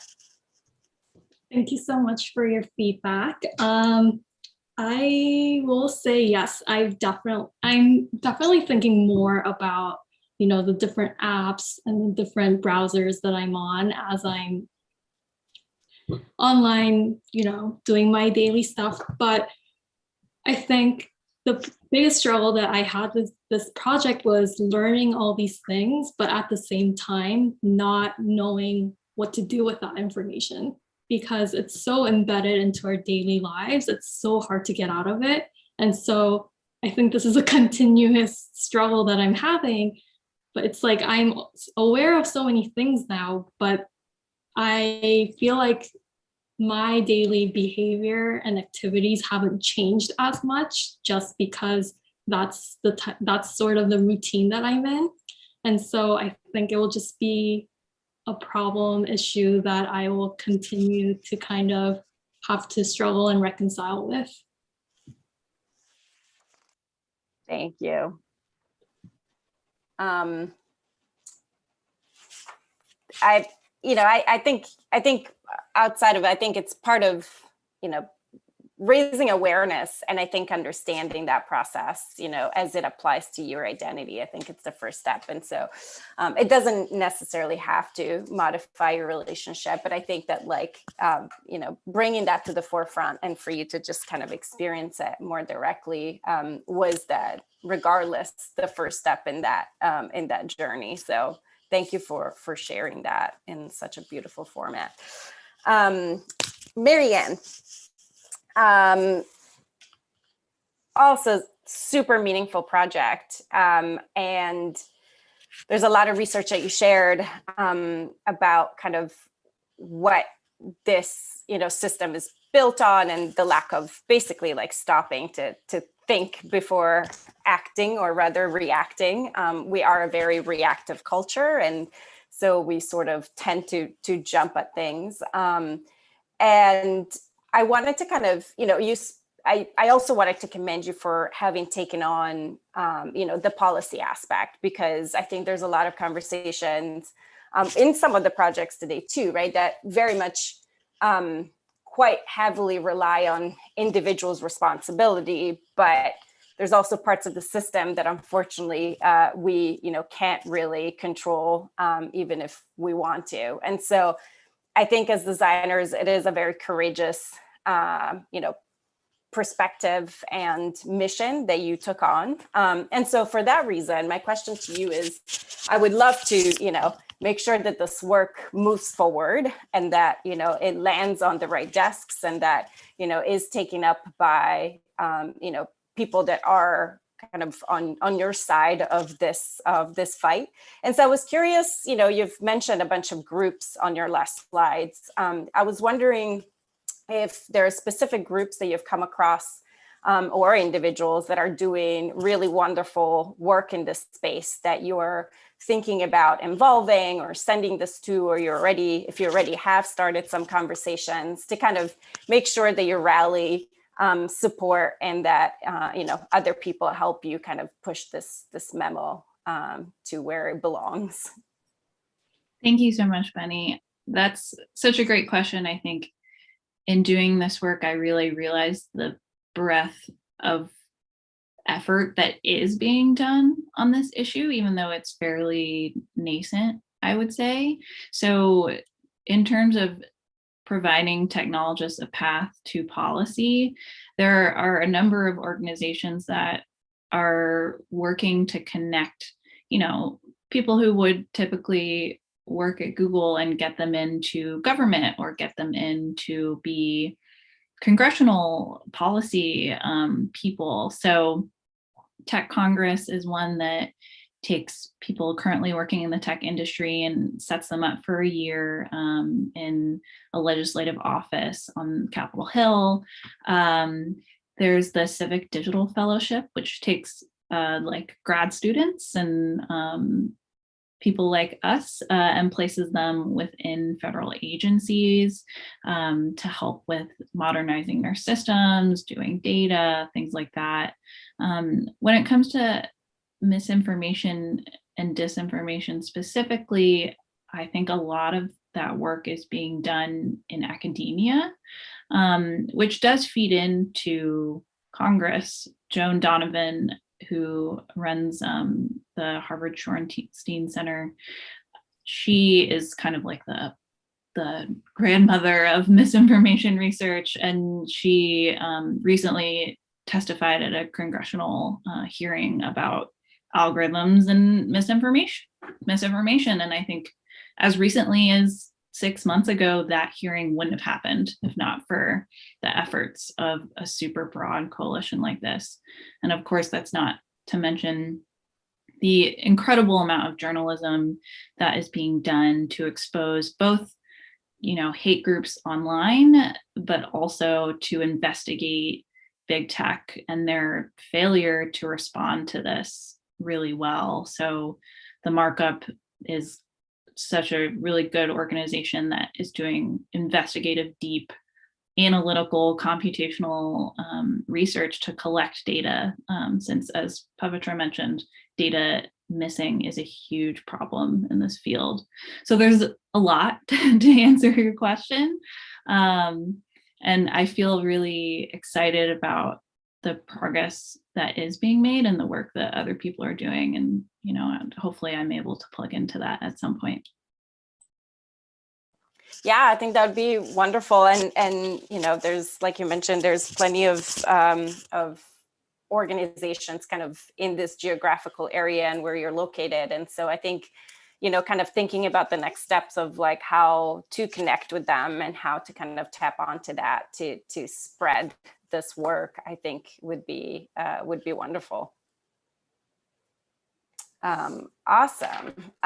Isabel, gorgeous, beautiful work. And I feel like I kept coming up with questions, but during your presentation, you sort of answered all of them. I was very curious if this was done by hand. And so I really appreciated kind of, the whole premise of like reclaiming ownership of, these stories and these pieces of data. And I think like doing it very practically by hand, I think also really reclaimed your authorship and your agency over.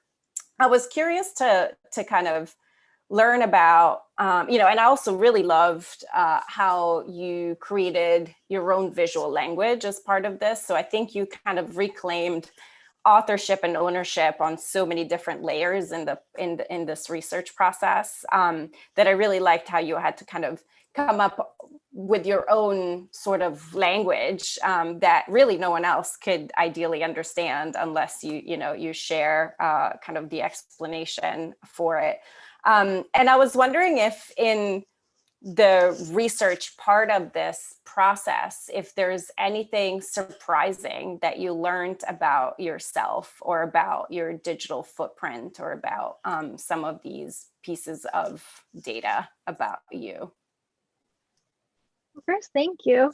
And that's a great question. Yeah, I think I did, because I honestly used to be not very concerned with kind of protecting my data, and I don't think I really knew the full extent of what was happening with everything. So I think that what I realized was that I'm being misrepresented in a certain way, or generalized. And like this happened early on in this project. I was explaining kind of what I had found about myself publicly online. And I was embarrassed to say that I had found my basketball records. I'd only scored 2 points in a season. And like my professor Melanie was kind of explaining that that's not what anyone else is nobody else senses this embarrassment. That is like your own interpretation, and all that like big data is going to use is that you played a sport. So that kind of hit me kind of hard, because for me it's one thing, but for other people, the consequences can be very much like wider and harsher. So I think that was kind of my own look at something that's way bigger. I hope that answered your question. Yeah, absolutely. And to anyone who was, putting in the chat, can you make me a coat? I would say no, make your own, because that is, I think, the really important part of this process is to reclaim, right, your data, your stories in your hands. So you should be weaving your own coat, in my opinion. But yeah, gorgeous, gorgeous work. Pavitra.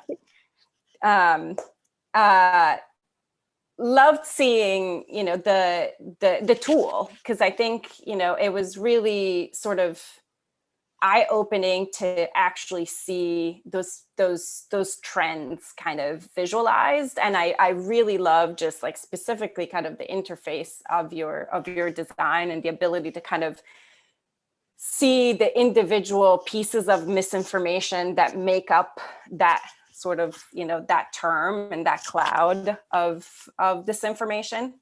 And so I was really kind of interested in, the fact that like, I think your project showcases very elegantly a lot of shortcomings of our systems. I think it showcases how, starting from the premise that like, now there's, a lot of communities with internet access, but that weren't necessarily taught what to expect from that infrastructure, right? And so we very often think about like just rolling out the technology, and we don't really think about the educational support that needs to actually come, and the digital literacy that you discussed, and also how you manually kind of had to go in there and fix all these discrepancies, right? And like based on, the NLP and all these technologies, there were things that you needed to physically manipulate. And so I think you also kind of raised this issue of the fact that with all of these like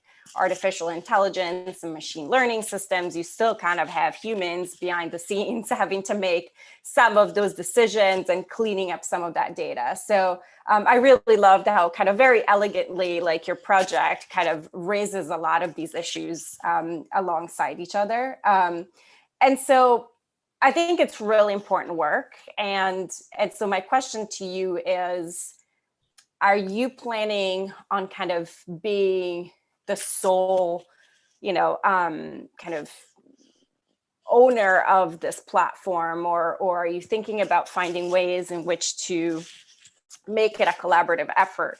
And the reason, the selfish reasons behind my question is that I wonder in terms of kind of long-term sustainability of what you created, right? Because it is really valuable, and it would be a shame if, you moved on and this didn't kind of continuously get updated, right? And kept track of what's happening and whatever new kind of misinformation trends are there. So I was curious to see if you had any thoughts about kind of, are you planning on staying as part of this ecosystem? Are you going to remove yourself, and how, if so? Great question. So I think I've sort of thought about collaborating with the existing researchers within the community who I've identified. Some of them are called Tattle within India, and also the Digital Empowerment Foundation. I plan on reaching out to them to see how I can use this tool to like sort of extend the project into, and also make this more accessible. Like right now it's all in English, so how I can sort of convert the same information into multiple languages is something that I've been thinking about as the future of my project, if that answers your question.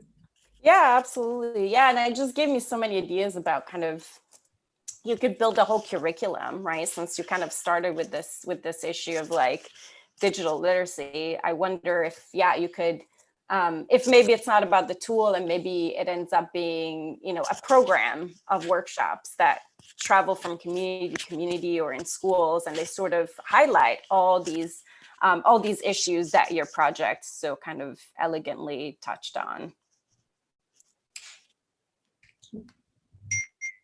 Awesome. All right. Thank you, Benny, for those questions, and the students for your work and your responses. The last section of today will be a virtual tour of our gallery. We'll drop the link to the virtual gallery in the chat so you can all experience it on your own. We have curated 14 selected students for this exhibition form.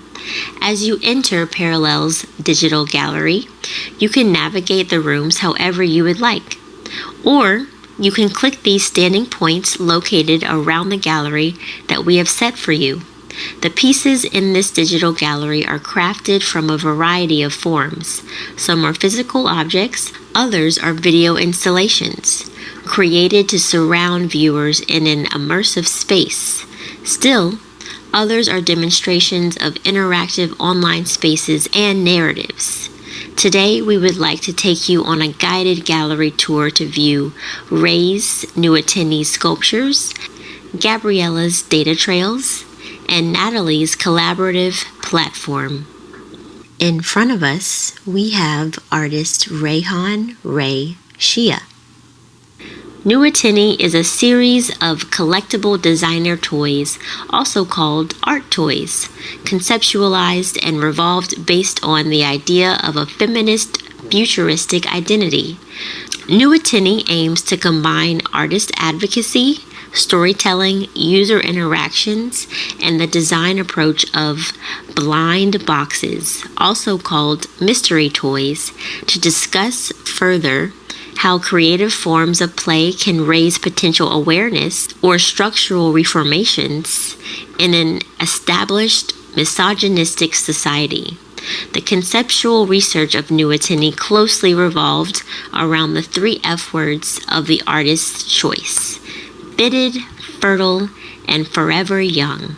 Such values are often viewed as the primary societal expectations for women in the East Asian region, drawing inspiration from marine creatures such as the axolotls, the sea flatworms, and the Stygio medusa.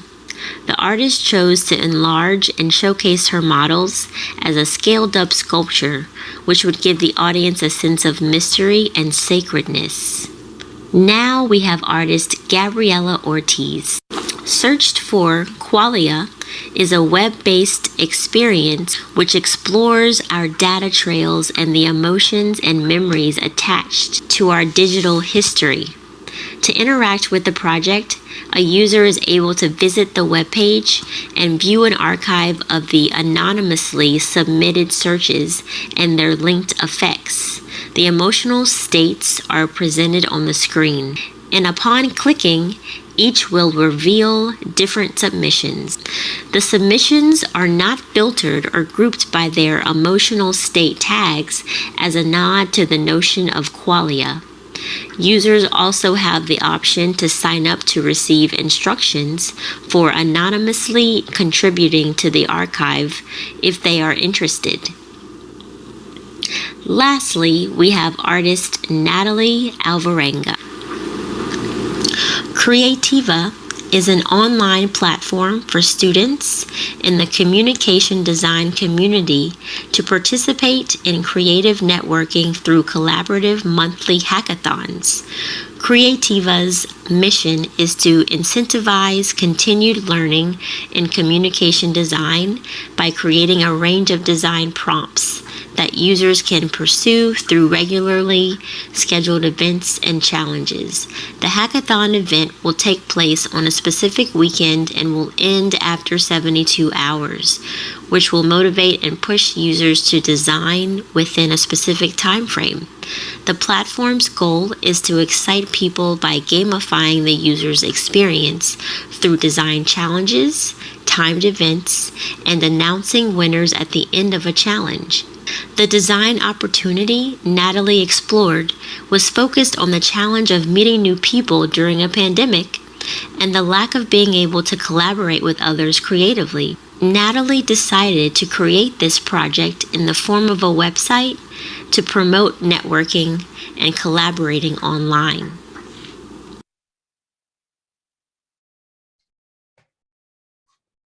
Okay. Thank you all for joining the gallery tour. We now invite Ray, Gabriela, and Natalie to join us on stage with Benny for her to give feedback and ask each of you one question in regards to your work. Benny, take it away. Thank you so much. And like I said previously, wonderful seeing these projects and the breadth of subjects and concepts. Right. I loved this concept of kind of, blind boxes and designer toys. And I was really kind of surprised by this scale in the gallery. And so I was curious if you can tell me a little bit more about kind of what is the scale of these objects, and are you thinking about them on multiple levels, like for exhibitions, but also something smaller that people can get their hands on? Thank you for your question. So first of all, like the scaling of this sculpture or enlarged toy is around like 3 meters ish. So it will be massive if it is placed in in reality.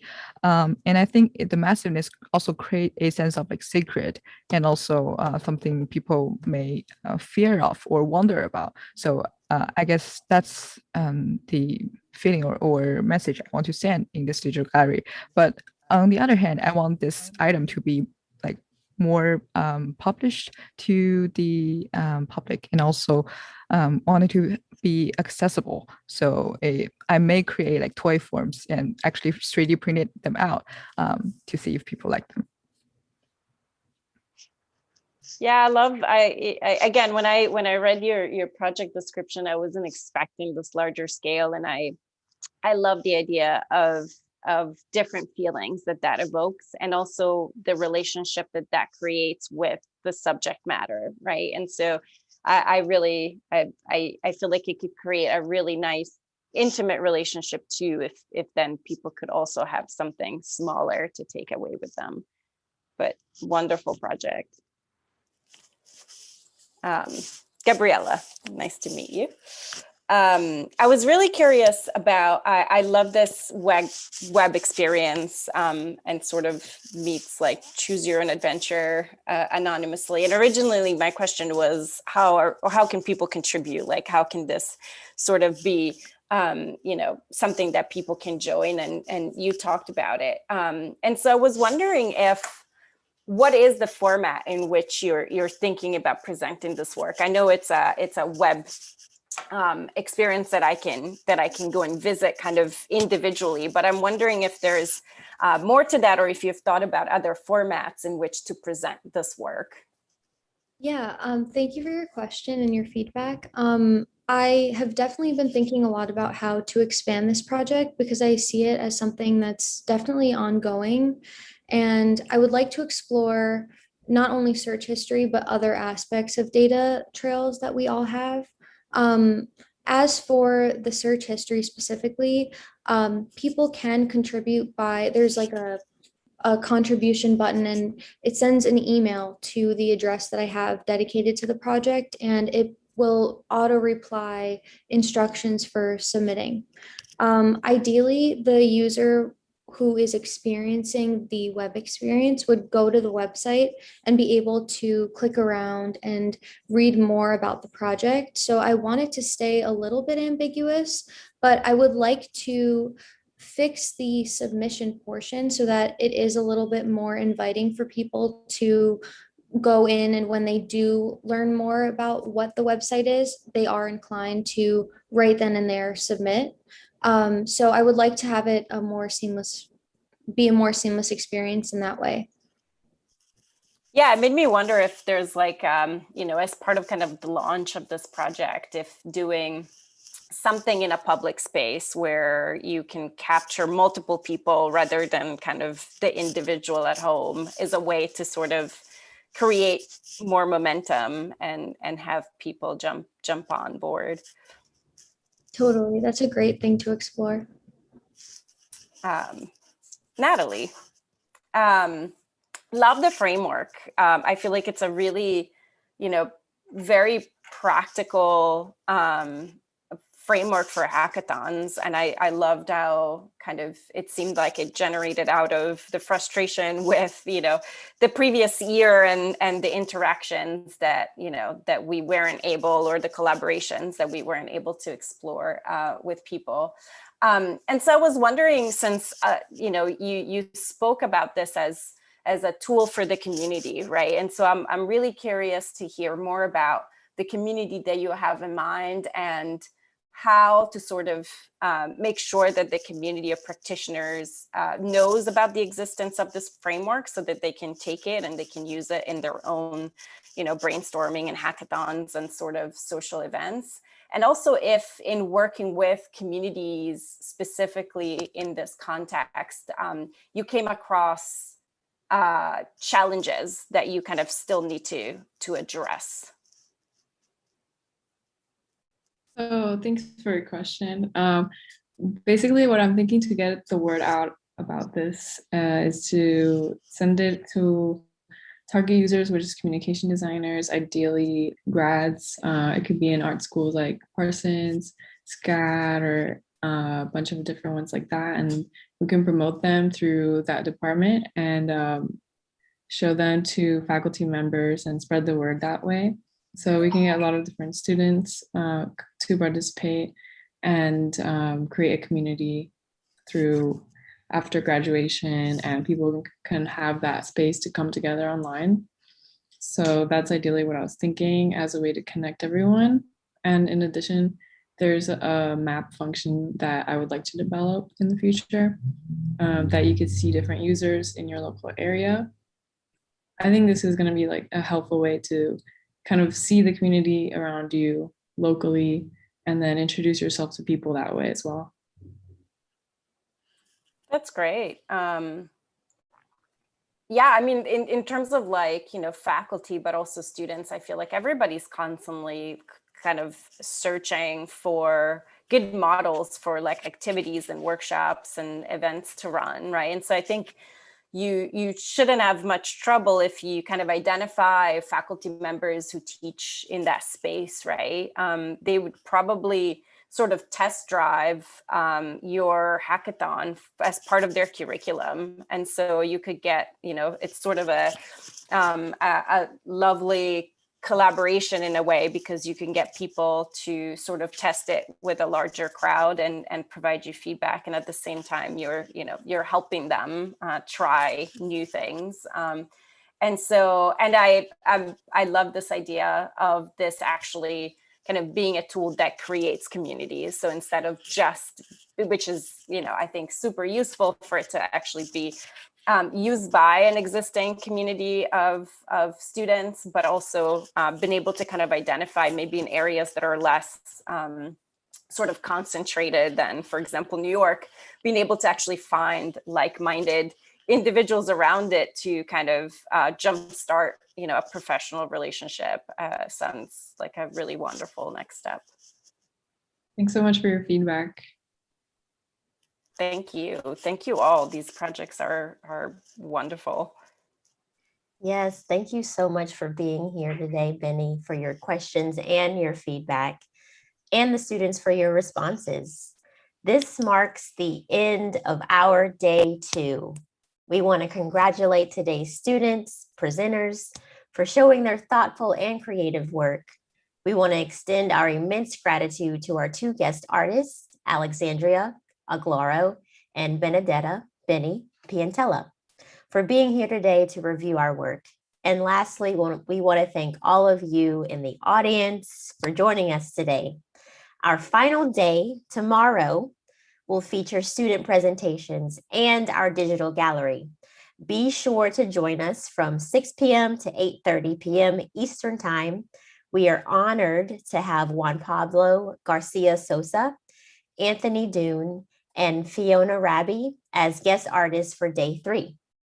As a reminder, this is a live event, and it's just one part of Parallel, a multidimensional digital space hosted by the 2021 graduating classes of Parsons BFA and MFA Design and Technology.